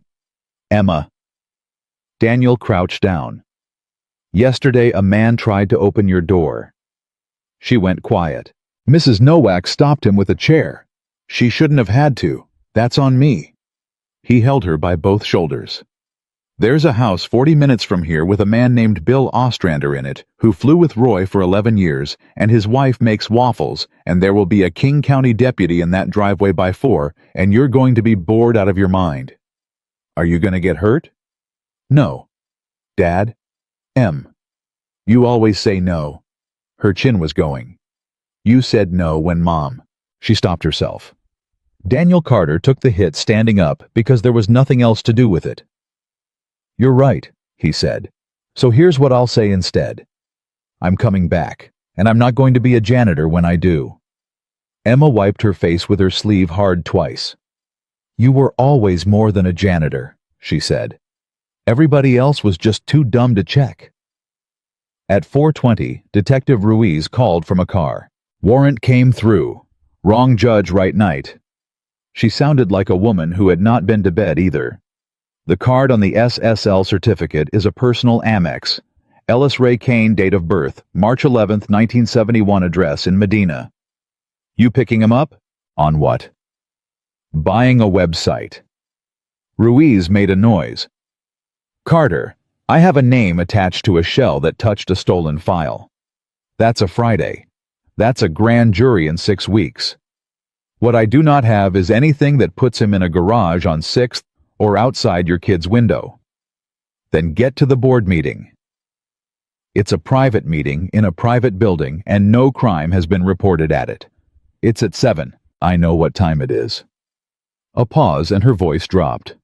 "Mr. Carter, do not do anything at 7 a.m. that I'm going to have to arrest you for at 7:05. Detective? Yeah. Where's Richard Vaughn right now?" Silence.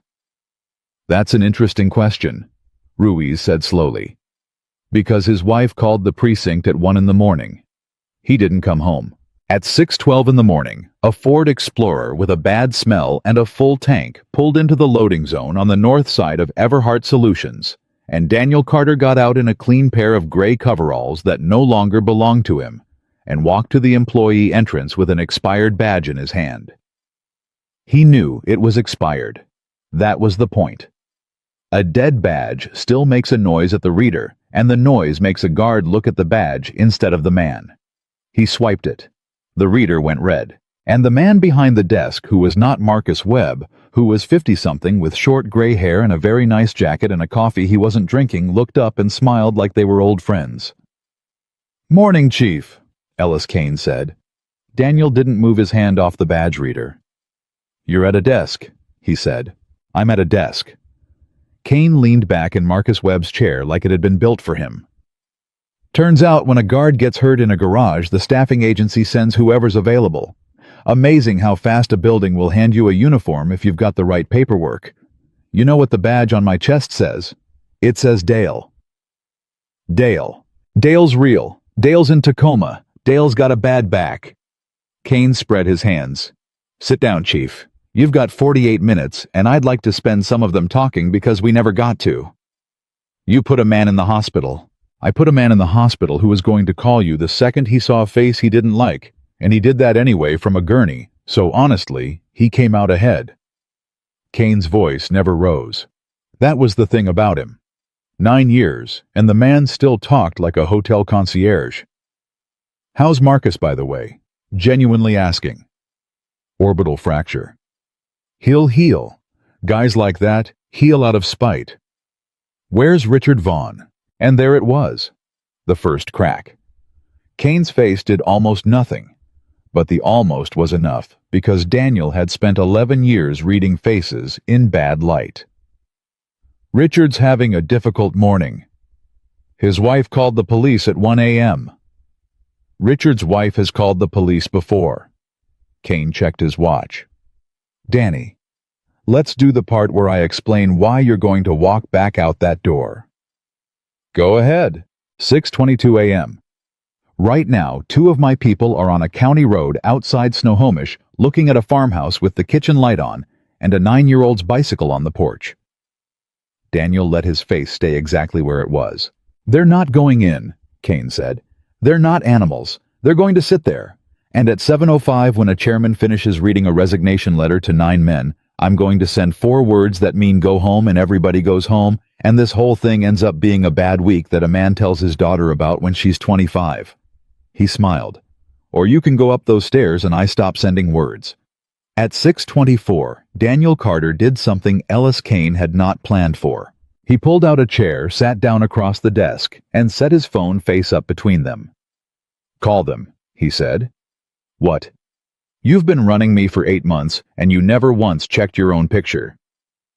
Daniel pushed the phone an inch closer. "Call your people. Ask them what they see." Kane looked at the phone, then at Daniel. Then he took out his own phone, and he made the call, and he said, "Talk to me." And he listened for 11 seconds. Daniel watched him listen. "Say that again," Kane said, more listening. "How many vehicles?" Daniel leaned back. "Because at 4 o'clock this morning," he said, 6 men who used to fly refueling tankers out of Fairchild drove 6 different cars to 6 different houses, and every one of those houses has a kitchen light on and a bicycle on the porch. Roy Delacroix bought 4 bicycles at a Walmart at 4:15 in the morning. He paid cash. He said it was the best $200 he ever spent. Kane hung up his phone very slowly and set it down. "And there's a King County deputy in one of those driveways," Daniel said. "And I'm not going to tell you which one, and if your men move on any of the 6, they get to explain themselves to a sheriff at 6 in the morning in a county where nobody's in a hurry. Huh, Kane said. Yeah, that's good. That's actually good. He almost sounded pleased. You made me defend 6 houses. You said I couldn't be in 2 places. Neither can you. At 6:28, Kane stood up. Fine, he said. Then let's do it the short way. You're a terminated employee standing in a lobby with a dead badge, and I'm the man at the desk. So I'm going to ask you to leave, and when you don't, I call Seattle PD, and they arrive in 7 minutes, and they take a statement from a security guard and a report from a man who broke 3 people's bones on Tuesday. How does that go for you? About like this, Daniel said, and he pointed at the ceiling. Kane looked up out of pure reflex, which was the single most human thing he did that morning. There was a camera in the northwest corner of the lobby. It had been running since 6:09. 38 minutes, Daniel said. You sat in a chair with a stolen uniform and told a man you put another man in the hospital, and you said the word Snohomish, and you told me what happens at 7:05. Kane's jaw moved. That feed goes to a server room you cloned files out of, he said. I own that room. You do. Daniel stood up. But the fire panel doesn't run through it. Neither does the lobby loop.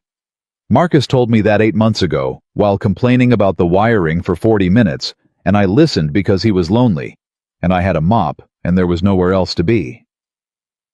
At 6:30, the lobby door behind Daniel opened, and Detective Ruiz walked in with 2 uniformed officers and a folder.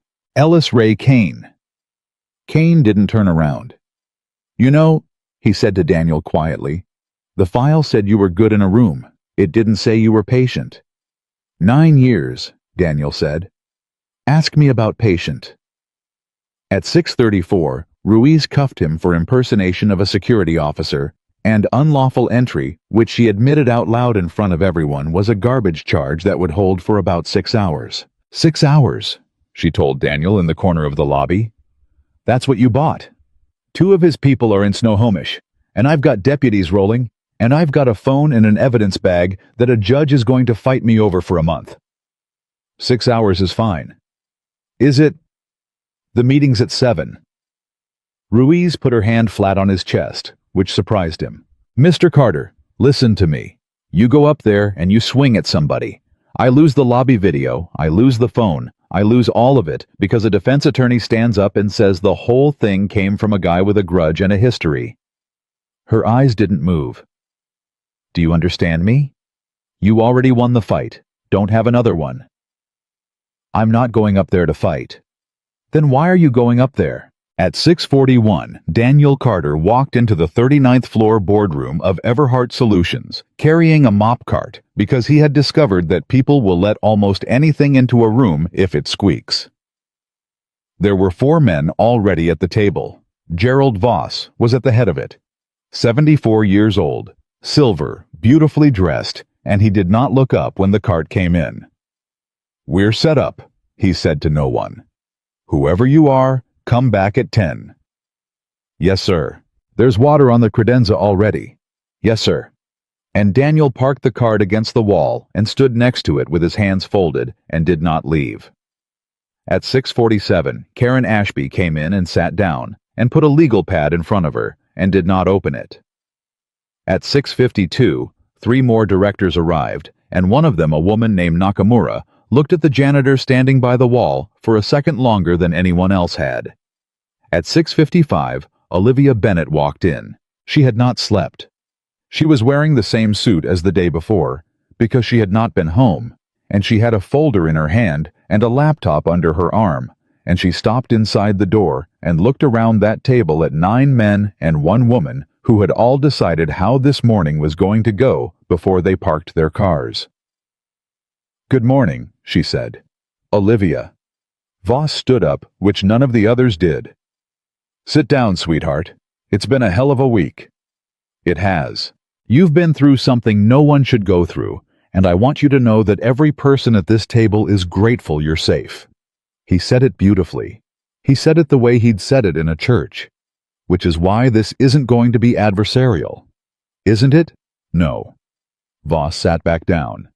It's going to be short.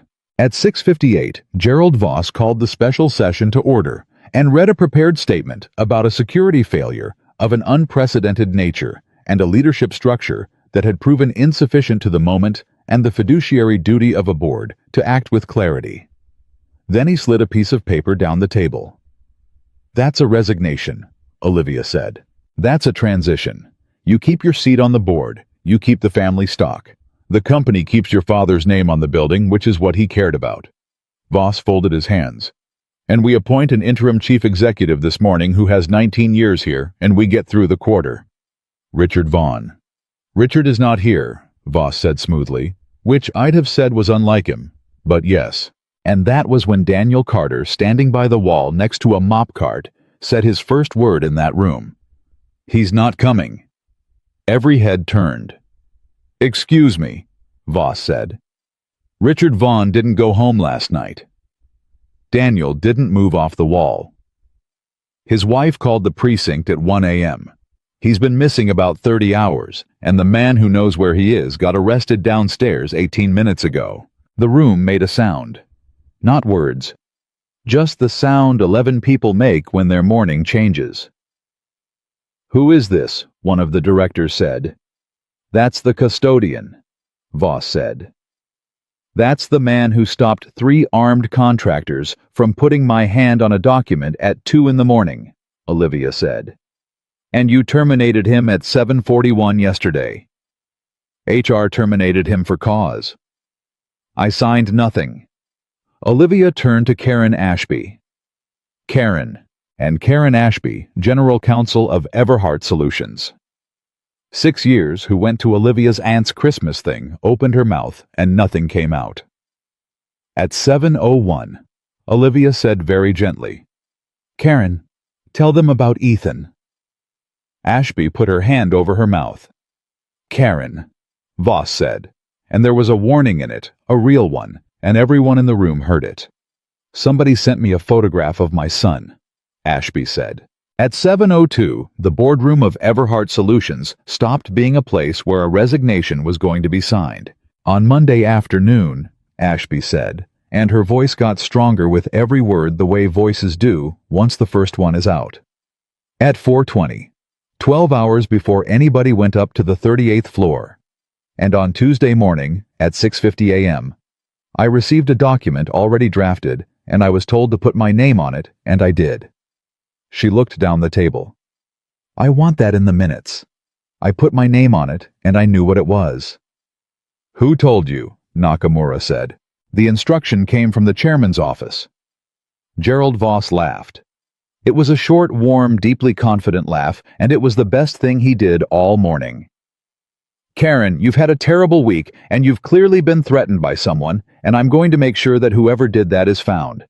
But my office has 4 people in it, and any one of them—" "It came from your assistant's calendar invitation," Ashby said. "It came with a Word document attached, and the metadata on that document says it was created at 11:22 p.m. on Monday night." Silence. 11:22, Olivia repeated. "Karen, say the rest of it." "The document terminating Daniel Carter for unauthorized access to the 37th floor security closet," Ashby said, "was written 32 minutes before Daniel Carter accessed the 37th floor security closet." The room went so quiet that Daniel could hear the ventilation. "That's impossible," a director said. "It's a file property. It's 4 clicks." Ashby's hands were shaking, but her voice was not. "Somebody wrote the reason before there was a reason. Somebody knew there was going to be an incident in this building on Monday night, and they wrote the paperwork for the aftermath before it happened, and the only thing they got wrong was which door he'd open." At 7:05, Gerald Voss stood up. "This meeting is adjourned." "Sit down, Gerald," said the man at the far end of the table. 81 years old, hearing aids. He had not said a word since he arrived. Bill, Voss said. "Sit down." Frank Doheny put both hands on the table. "I buried Tom Bennett 4 years ago. You gave the eulogy. And I have sat in this room for 19 years and let younger men tell me what the quarter needed. And I'm going to sit here another 20 minutes and hear the rest of this. And if you leave this room, Gerald, I will personally call every person on this table tonight and tell them you left." Voss sat down. At 7:07, Olivia opened the laptop. The Meridian repository was cloned on Sunday the 12th at 11:41 p.m., she said. That was the third clone. There were partials in February and April. 5 months. The destination was a cloud bucket billed to an account under Halcyon Group Advisory Authorized Officer E. Kane, Ellis Ray Kane, who was arrested in our lobby at 6:34 this morning, wearing a security uniform belonging to a man named Dale. Halcyon, Nakamura said slowly. Halcyon did our facilities risk audit. Halcyon did our facilities risk audit. Olivia agreed. In November, who brought them in? Nobody answered. It's in the minutes, gentlemen. November 19th, Chairman's recommendation. At 7:09, Gerald Voss did the thing that Daniel had been waiting to see for 2 days, and it was small, and it was everything. He looked at his phone, not at the table, not at Olivia. He looked at his phone, and he turned it face down, and Daniel watched a 74-year-old man realize that the person who was supposed to be handling this had not sent a message in 50 minutes. Gerald, Doheny said, look up. Voss looked up. Did you know? Doheny said. Frank? It's a yes or a no. There is no version of this, Voss said, and his voice had changed, and it was the first honest sound he'd made in that room, where any of you understand what I was actually dealing with. At 7:11, Detective Ruiz opened the boardroom door. She didn't come in. She stood in the doorway and she said, Miss Bennett, I'm sorry to interrupt. We found Richard Vaughn. Olivia stood up so fast her chair hit the wall. Is he alive? He's alive. He's in the back of a Chevy Tahoe in the parking garage on 6th level 2, with his hands taped and his phone gone, and he's been there since Tuesday night. Ruiz's eyes went around the table and stopped on Voss and stayed there. He's dehydrated, and he's got a broken nose, and he is extremely willing to talk. He's asked for a lawyer twice, and then withdrawn it twice, which in my experience is a man who has decided something. He was in the same garage, Daniel said, 2 levels above the one where they beat Marcus Webb. Yeah. Ruiz's mouth was a flat line. He was 30 feet away, and he heard the whole thing, and he couldn't do anything about it. At 7:14, the chairman of the board of Everhart Solutions said, I want my attorney. And no one in the room objected. And Frank Doheny said, that's a yes then. And Gerald Voss did not answer him. At 7:20, Olivia Bennett called for a vote, not on her resignation. I move that this board suspend the chairman pending an independent investigation, she said, and that we retain outside counsel this morning, and that we notify the buyer on the Meridian licensing term sheet, whoever they are, that any agreement executed by an interim officer of this company between now and the completion of that investigation is void. Second, said Doheny. It went 7-1 with Voss abstaining, and one director voting no, and then 20 minutes later in the hallway changing his mind out loud to a woman from legal who was not listening. At 7:29 the meeting adjourned and 11 people filed out of a room, and Olivia Bennett sat down in a chair and put her face in her hands for exactly 6 seconds. Then she stood up and walked over to the man by the mop cart. You didn't say anything. I said one thing. You said he's not coming. Olivia's eyes were red. That's all you said in an hour and a half. That's all that needed saying. Daniel shrugged. The rest of it you had in a folder. You just needed the room to stop being about you for 11 seconds so somebody would look at it. Daniel. Ma'am. I'm going to keep asking you to stop calling me that. I know. At 7:41, Ruiz got a call in the hallway and her whole posture changed. Say that again. Daniel was watching her when it happened, and he knew before she hung up. Snohomish County, she said. One of the 6 houses. Deputies in the driveway. Everything's fine. Nobody moved on it. Then what? They lost the second vehicle. Ruiz was already walking. 2 of Kane's people out there. Deputies have one on a traffic stop. The other one turned around at 5:50 this morning and drove south, and they picked him up on a plate reader at 6:22 heading into King County. 6:22, Daniel said. And something cold went straight down the middle of him because at 6:22 He had been sitting across a desk in a lobby telling Ellis Kane he had made him defend 6 houses. Kane had been on the phone at 6:24. Kane had asked how many vehicles. Kane had already sent one back. "Where's Bill Ostrander's house?" Ruiz said. "That's not where she is." Ruiz stopped. "What?" At 7:44, Daniel Carter told a Seattle homicide detective something he had not told anyone, including Olivia Bennett, including Roy Delacroix, including the woman with the skillet. "Emma's not in Snohomish County," he said. "She hasn't been since 4:30 this morning." "Where is she?" "Mrs. Novak's sister lives in Federal Way." Daniel's voice was completely level, and his hands were not. "The sister's name is Helena, different last name. No phone in her name, she's on her son's plan." "Kane has been reading my personnel file for 8 months, and there is nothing in that file or in any file that connects me to a 74-year-old woman in Federal Way who I have met exactly twice." Ruiz let out a breath. "You put your daughter with a stranger." "I put my daughter with the sister of the woman who jammed a chair under her door." Daniel finally looked at her. "That's not a stranger. That's the only kind of family that means anything. And the 6 houses were never about hiding her. They were about making Kane spend people." At 7:52, Olivia said, "So he sent a man back to Seattle at 5:50 in the morning. For what?"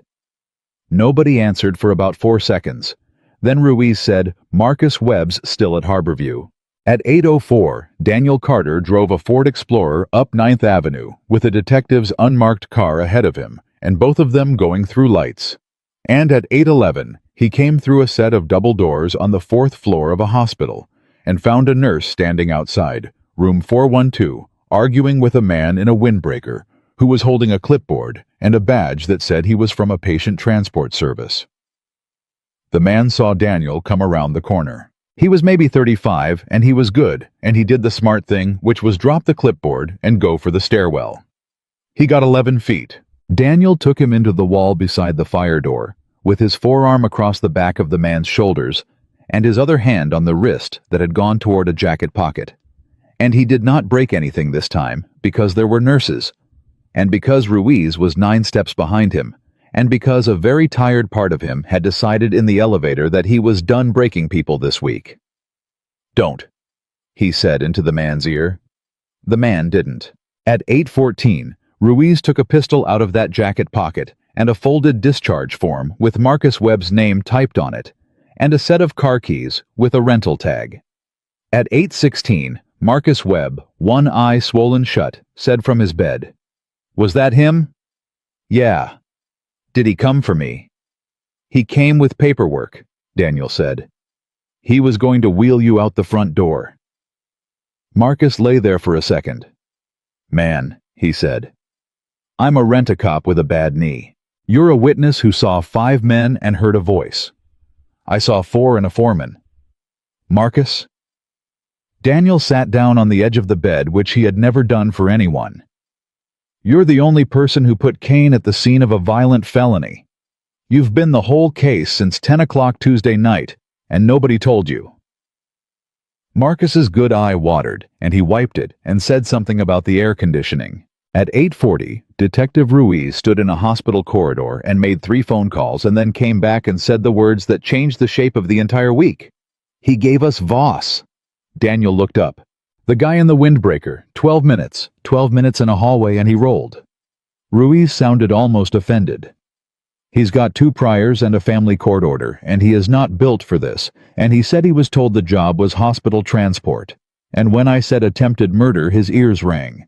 He gave us a phone number, he gave us a Tuesday meeting in a parking lot in Georgetown, and he gave us a name for the man who paid, and it wasn't Kane. Voss. He said the old guy who talks like a lawyer." At 9:15 in the morning, Richard Vaughn sat in an interview room at Seattle Police Headquarters with an IV bruise in his arm from 4 hours at Harborview and a nose taped to the side of his face, and he talked for 2 hours and 40 minutes. He talked about November and a chairman who asked him for coffee and said the company was drifting. He talked about a facilities risk audit that came with a consultant named Ellis, who asked very good questions about server rooms.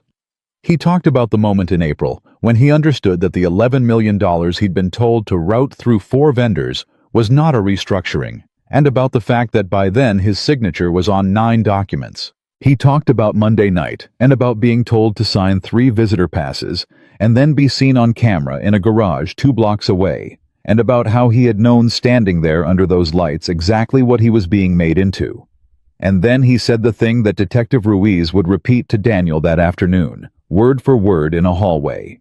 "I went to Voss on Tuesday night," Vaughn said. "In the garage. I told him it had gone too far that a janitor broke a man's arm, that the girl had lawyers now. I told him I was going to the police in the morning. And he put his hand on my shoulder and said, 'Richard, I have known you for 19 years. Vaughn's voice came apart. "And then he walked to his car, and 4 men put me in a truck." At 11:50, Gerald Voss was arrested in the lobby of a law office on 4th Avenue, and he did not run, and he did not shout, and he asked the arresting officer politely whether he could keep his reading glasses. At 1:20 in the afternoon, Ellis Kane's 6 hours ran out and did not matter, because by then, Ruiz had a felony assault charge, a conspiracy charge, a witness with a windbreaker, a phone in an evidence bag, and 38 minutes of lobby video in which a man in a stolen uniform said the word Snohomish out loud to a former Navy SEAL who had put a camera on it first. At 2:30, Daniel Carter drove to Federal Way. He knocked on a door in a neighborhood of small houses and hedges, and a 74-year-old woman named Helena opened it 6 inches on a chain, and looked at him and closed the door and unhooked the chain and opened it all the way. "She's been playing cards since 10, Helena said. "She's winning. I don't know how." Emma came around the corner with a fan of playing cards still in her hand and stopped dead in the hallway. "Hi, Em." She didn't move for a second. Then the cards were on the floor, and she hit him at full speed, and Daniel Carter went down on one knee in a stranger's hallway and held onto his kid with both arms and did not say anything at all for a while. "You said you were coming back," she said into his shoulder. "I did." "You said you wouldn't be a janitor." "Yeah, well." He pulled back and looked at her. "I got fired, so that part took care of itself." Emma laughed a wet, hiccuping, furious laugh and hit him in the arm. At 4:10 that afternoon, Olivia Bennett stood in the parking lot of a hospital and told him that the board had voted her a full mandate, that outside counsel had been retained, that the buyer on the Meridian term sheet had already sent a letter distancing themselves so fast it arrived before the press release, and that 1,100 people had gotten an email at noon that she had written herself and rewritten 9 times. "They're going to be okay," she said. "The company's going to be okay. Good." Daniel. She had the folder under her arm, still like she'd forgotten it was there. "I want you to come back. To clean the halls. To run security. All of it. Every building, every site, every contractor. Full authority, direct report to me, and the first thing you do is fire the entire vendor list and start over." Daniel looked at the sky for a second. "How much?" "240, plus equity." "That's more money than I've made in the last 9 years combined." "I know," Olivia said. "I looked." And Daniel Carter, standing in a hospital parking lot with a borrowed truck and a dead badge in his pocket, and a daughter 40 minutes south playing cards with a stranger who wasn't a stranger anymore, said, "No." "No," Daniel said again, because she was still standing there. "You can't say no." "I just did it twice." "Daniel." Olivia moved so she was in front of him instead of beside him. "Do you know what I had to do to get that through? I called an emergency comp committee at 11 in the morning on the worst day in the history of this company." "I appreciate it." "You appreciate it." "Yeah." "Then take it." "I can't." "Why?" And Daniel Carter looked at a woman who had been awake for 32 hours and had just saved her father's company with a folder and a shaking general counsel, and he told her the truth because she had earned it about 4 times over. "Because I know what I'm like when I have authority," he said. Olivia didn't say anything. "I'm good at it. That's the problem. Put me in charge of 11 buildings, and I'll be good at it, and then I'll be at the office at 9 at night reviewing contractor vetting, because there's always one more thing to check, and I will tell myself the whole time that I'm doing it for my daughter." He shifted his weight. That's the exact thing I did for 11 years. I was doing it for my wife. Then she died, and I found out I hadn't been home in 4 years. That's not the same. It's exactly the same. It's just got a badge instead of a rifle. At 4:20, Olivia Bennett did something she would think about for a long time afterward, which was that she stopped selling. "Okay," she said. "Okay. Okay." She pushed her hair back with one hand. "God. Fine. Then what do you want? Because I'm not walking away from this and pretending I don't owe you, so tell me what the shape of it is and I'll build it." Daniel looked at the sky for a second. 6 months, he said. "What? I'll come in for 6 months. I'll tear the whole vendor list down to studs and rebuild it. I'll write the standards and I'll do the hiring." He held up one finger. "And on day 1, I hire the person who's going to run it after me, and I train them, and in 6 months, I hand it to them, and I go." That's the worst business decision I've ever heard. It's the only offer on the table. "What are your hours?" 8 to 4. I leave at 4. Every day. I don't care if the building's on fire. Olivia laughed, and it came out cracked and exhausted and real. "Why 4? School lets out at 3:15, Daniel said. "It takes me 40 minutes to get there in traffic, and I've never once done it."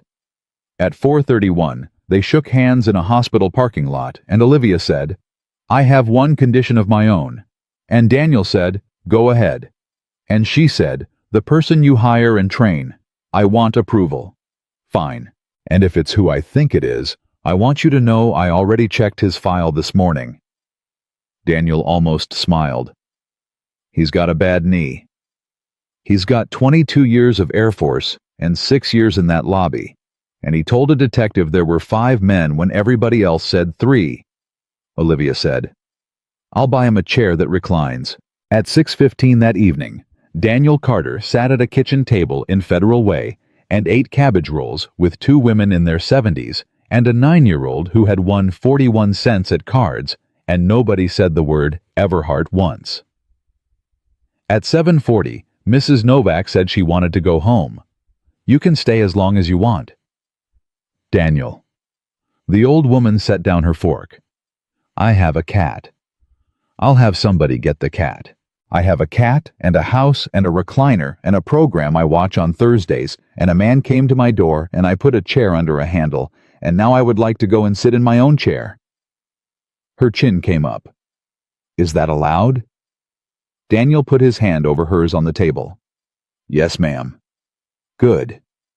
I'm going to have a deputy sit outside for a week." "That's fine. He can have coffee." She picked her fork back up.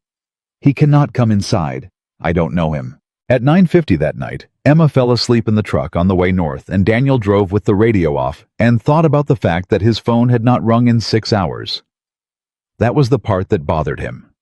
Because Ellis Kane had been arrested at 6:34 that morning, and Gerald Voss at 11:50, and Richard Vaughn had talked for 2 hours and 40 minutes, and the man in the windbreaker had rolled in 12 minutes. And in 9 years of thinking about Ellis Kane, Daniel had never once imagined it ending with the man sitting quietly in a cell.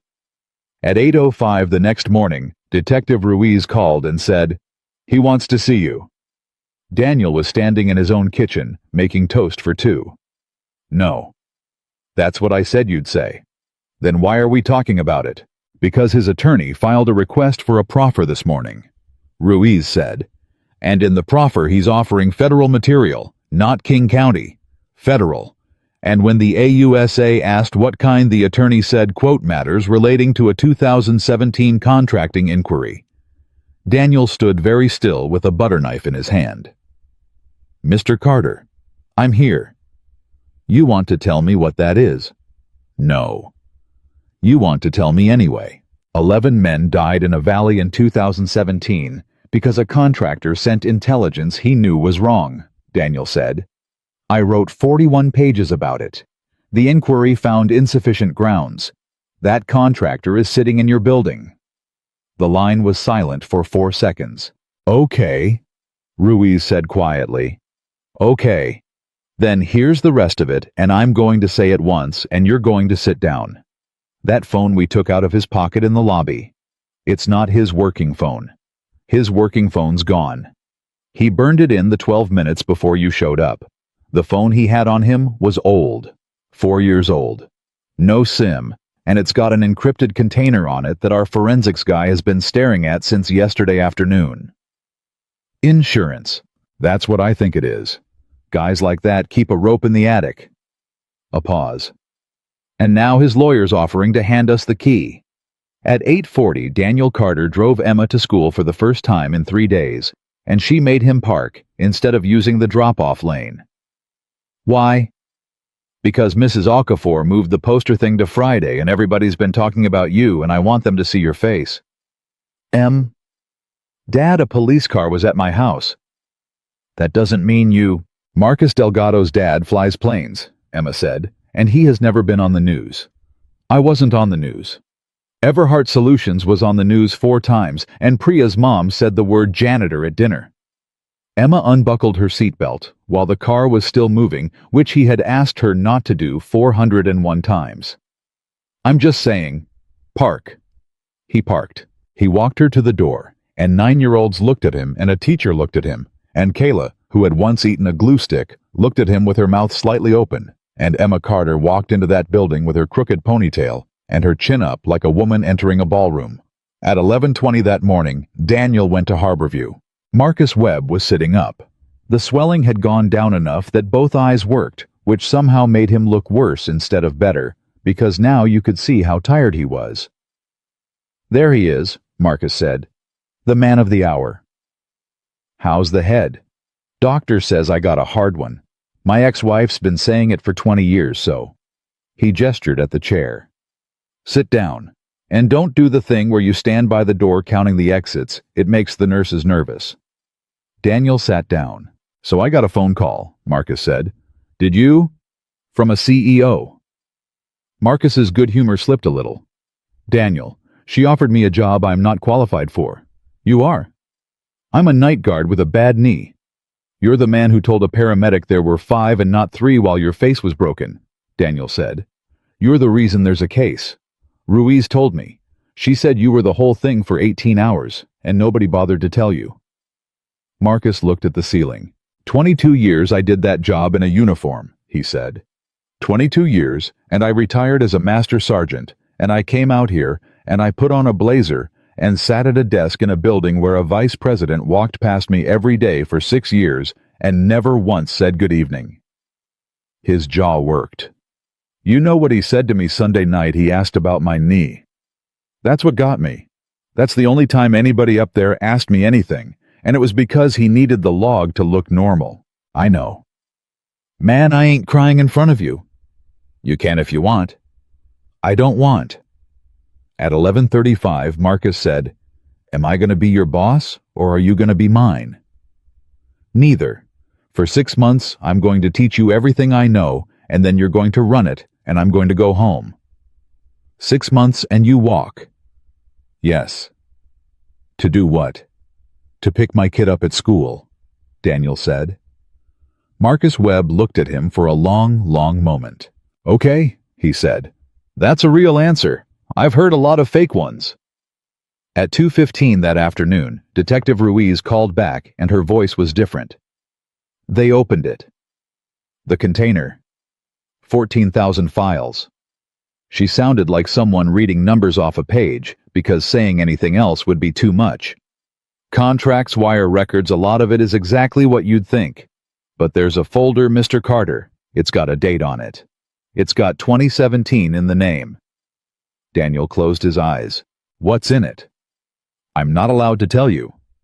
And I'm going to tell you anyway in about a week, when somebody with a better badge than mine sits down across from you. A pause.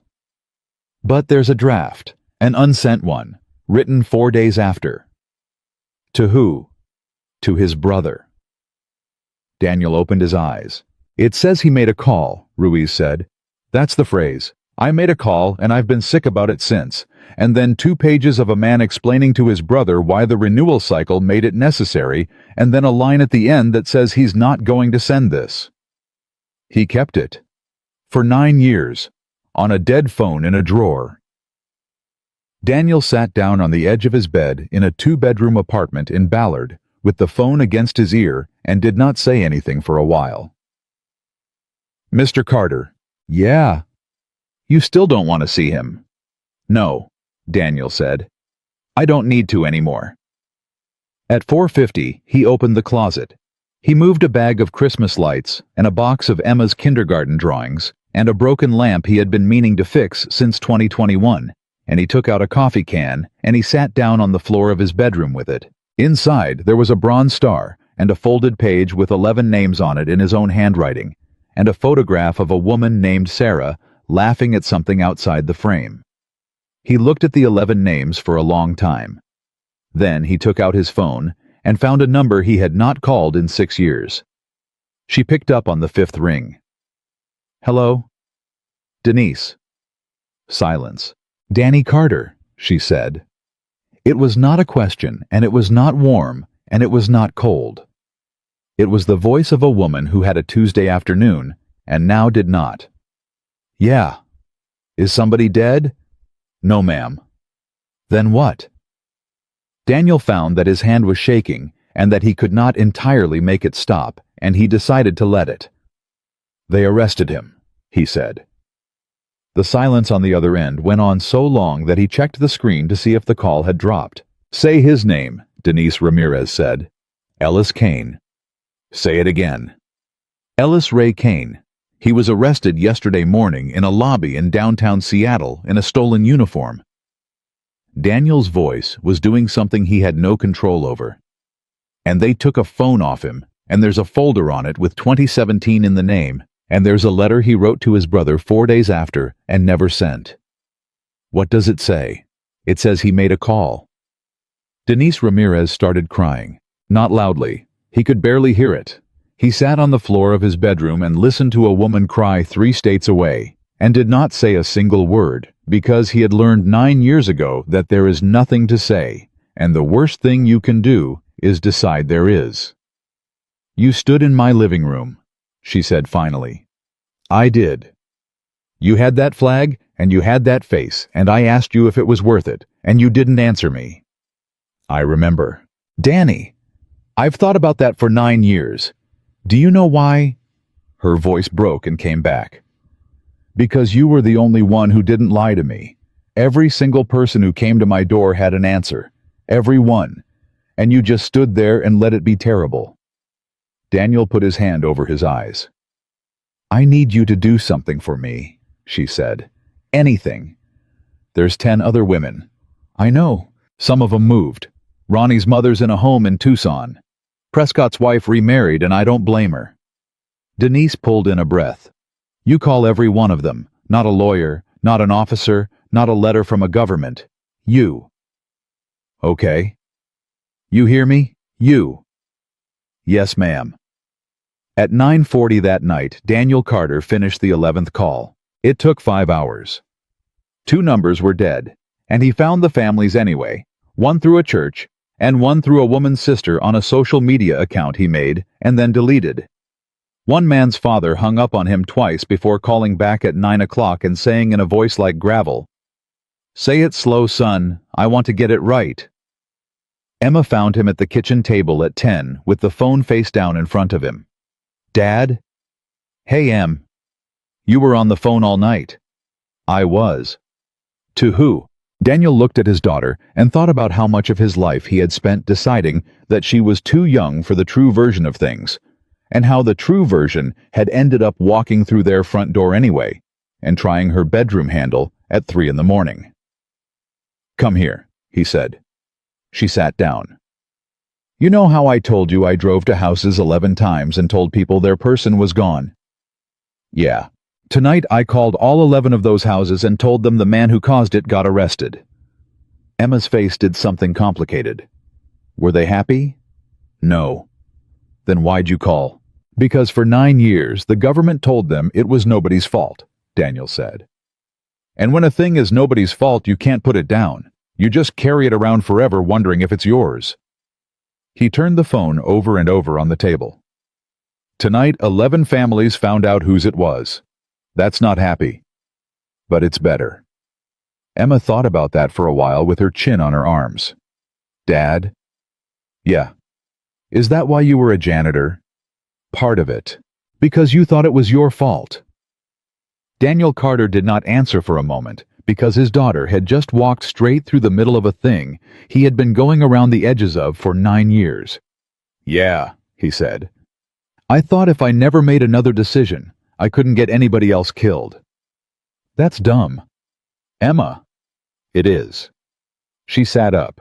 You made a decision on Monday, and Miss Olivia is alive. At 10:15, Daniel Carter went and got a coffee can out of a closet and put a bronze star on the shelf above the television between a spelling bee ribbon and a ceramic frog that Emma had made in 2nd grade, and he did not say anything about it.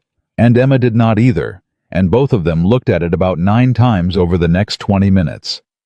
At 7:50 on Friday morning, he put on the only sport coat he owned. You look weird. Thank you. Not bad weird.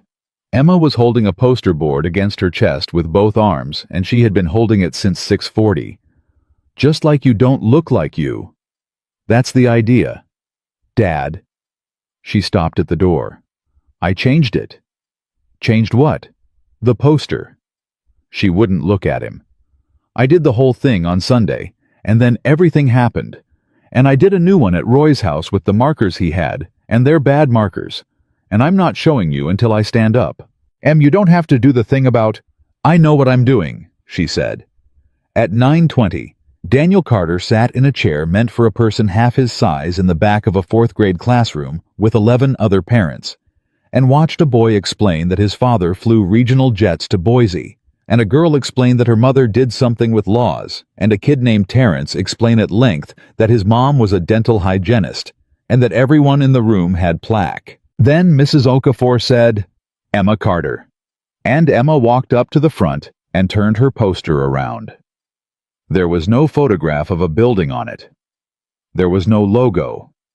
There was a drawing in bad markers of a man pushing a cart down a hallway, and above it in careful block letters it said, My dad cleans the building at night. And underneath that in smaller letters it said, And he is the bravest person I know. My dad is a night custodian at a technology company in Seattle, Emma said. He works from 10 at night until 6 in the morning. He does 31 floors. He mops and he takes out the trash and he cleans the bathrooms and he gets home at 6:20 in the morning and he drives me to school before he sleeps. Somebody's father in the 2nd row shifted in his chair. A lot of people think that's not an important job, Emma said. My dad's boss walked past him for a year and never said his name. Somebody at this school said janitors are people who didn't finish school. Kayla 4 seats from the front went the color of a stop sign. But on Monday night, Emma said, 3 men came into an office and grabbed the boss of the whole company, and the only person in the building who did anything about it was the janitor. The room went completely silent. He was a Navy SEAL for 11 years, she said. He stopped being one because a lot of people he knew died and it broke his heart, so he took a job where nobody would look at him, and it worked because nobody did. Mrs. Okafor had her hand over her mouth. My mom died when I was 5, Emma said. So it's just us.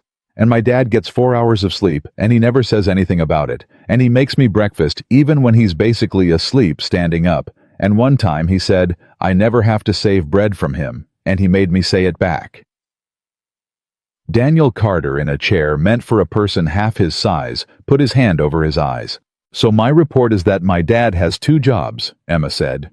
One is he cleans a building, the other one is he's my dad, and he's really, really good at both of them, and only one of them pays money, and that's not fair, but he doesn't complain about it, so I'm not going to either.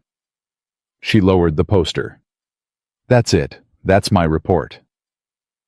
Nobody clapped for about 2 seconds. Then a woman in the front row started, and then the whole room did, and Terrence yelled something about plaque that nobody understood, and Mrs. Okafor said, Emma, that was, and then didn't finish it, and a 9-year-old girl walked back to her desk past a boy whose father flew regional jets and sat down and looked at the back of the room. At 10:05 in the hallway outside a 4th grade classroom, Daniel Carter crouched down in front of his daughter and could not say anything for about 8 seconds. You cried, Emma said. I did not. Dad, I watched you. I had something in my eye for 4 minutes. Sure.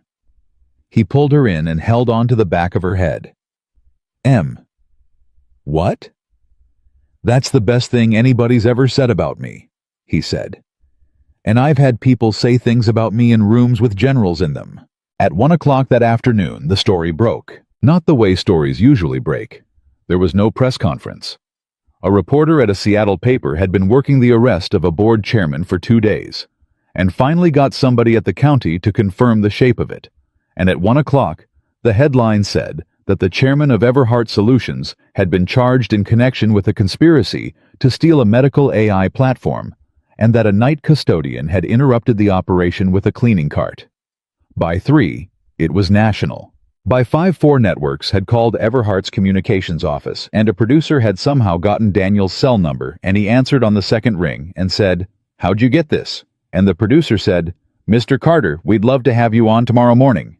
And Daniel said, "No thank you," and hung up, and then blocked the number, and then blocked the next 4. At 6:30, Olivia called. "They want you on television." "I know. You should do it." "No. Daniel, this is the best press this company has ever gotten, and it's all true, which never happens." Olivia. "I know," she sighed. "I know. I had to try. Communications made me try. I wanted on the record that I said the words with no enthusiasm at all." "Noted. Can I tell you something?" Her voice changed. "The board approved everything this morning. Every single thing. Full remediation, outside audit, new security structure, all of it. And then Frank Doheny stood up at the end and said, 'Now can somebody explain to me why we've never had a decent break room for the night staff?' And 8 men who have never thought about a break room in their lives voted unanimously to build one." Daniel laughed out loud, which surprised both of them. At 8:15 that night, Emma asked if they were rich now. "No." "But you got a job." "I got a job for 6 months." "Then what?" "Then Marcus runs it, and I find something else." "What if there isn't something else?" Daniel put down the dish he was drying. "Emma, I'm just asking. Come here." He waited until she was looking at him.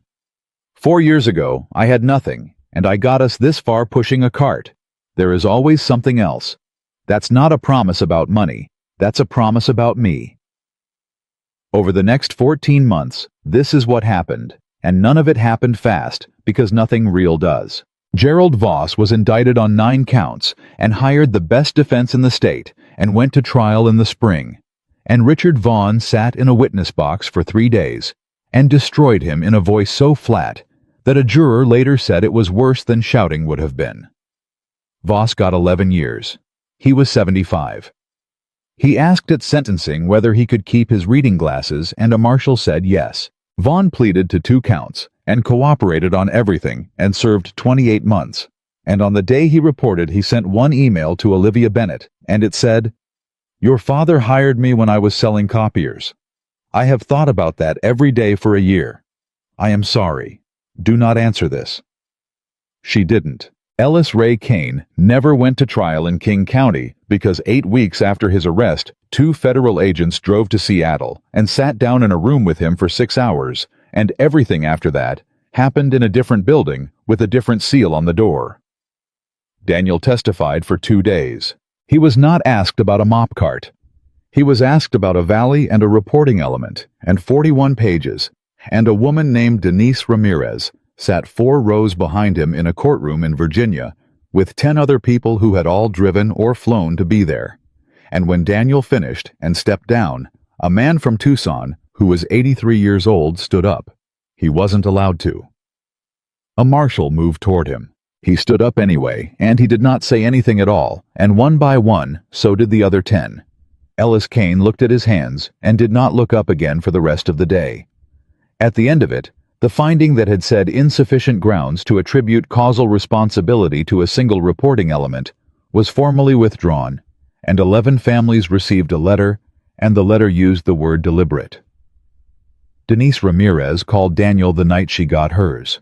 "I read it 11 times, she said. "Yeah." "Danny, I need to ask you the thing again." He knew exactly which thing. "Go ahead." "Was it worth it?" And this time, 9 years later, standing in his kitchen in Ballard with his daughter's math homework spread across the table, Daniel Carter had an answer. "No," he said. "It was never worth it, and it never will be, and anybody who tells you different is selling something. But it's known now. And that's the only thing anybody was ever going to be able to give you, and it took 9 years, and I'm sorry, it took 9 years." Denise Ramirez was quiet.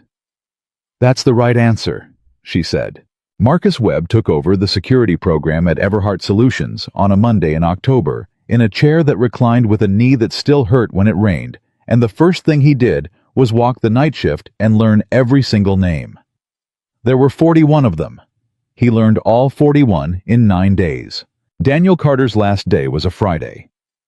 There was a cake, which he had specifically asked them not to do, and a card signed by 200 people, and Olivia Bennett stood up in a break room that had not existed a year earlier and said 11 words before her voice quit on her, and everybody pretended not to notice while she got it back. "He was here for a year before any of us said his name," she said. "That was it. That was the whole speech. He was in his truck at 4 o'clock. He picked up Emma at 4:12, and she got in and said, 'You're early.' And he said, 'I'm exactly on time.' And she said, 'Dad, you've been on time every day for 6 months. It's honestly kind of a lot.' And he said, 'Get used to it.' He took the 6 months of salary, and he did not buy a house, and he did not buy a car. He put most of it away in an account with Emma's name on it, and with the rest, he did the one thing he had been thinking about since a hospital hallway in July. He started a company with 4 employees. Not a security firm. There were 900 security firms. What he built was smaller and stranger, and did one thing: it went into buildings and looked at them the way a man with a mop looks at them from the bottom at 2 in the morning.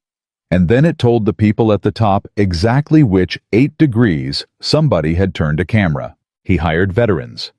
He hired 2 people who had been custodians. He hired a woman who had spent 11 years in hotel housekeeping and who found things in her first week that made a security director from Houston put his head in his hands. He was home by 5 every day, and on a Tuesday afternoon, in a spring that felt like it belonged to somebody else, a 5th grader named Emma Carter came out of a school building and found her father leaning against a truck with his arms crossed, waiting the way he had waited every single day for a year and a half, and she rolled her eyes at him, the way kids do when they are so sure of something that they can afford to. That was the whole thing. That was what it had all been for. Daniel Carter had spent 11 years being invisible on purpose, and 4 more being invisible out of grief. And one night he had put his hand on a door and stopped pretending, and it had cost him a job, a hiding place, and every wall he had built between his daughter and the truth. He would have paid all of it again before breakfast, because a man is not what he used to be, and he is not the medal in the coffee can, and he is not the name on the badge that somebody else can take away in an hour. A man is what he walks toward when he hears somebody say, "Don't." Daniel Carter heard it. He walked toward it, and he never hid again.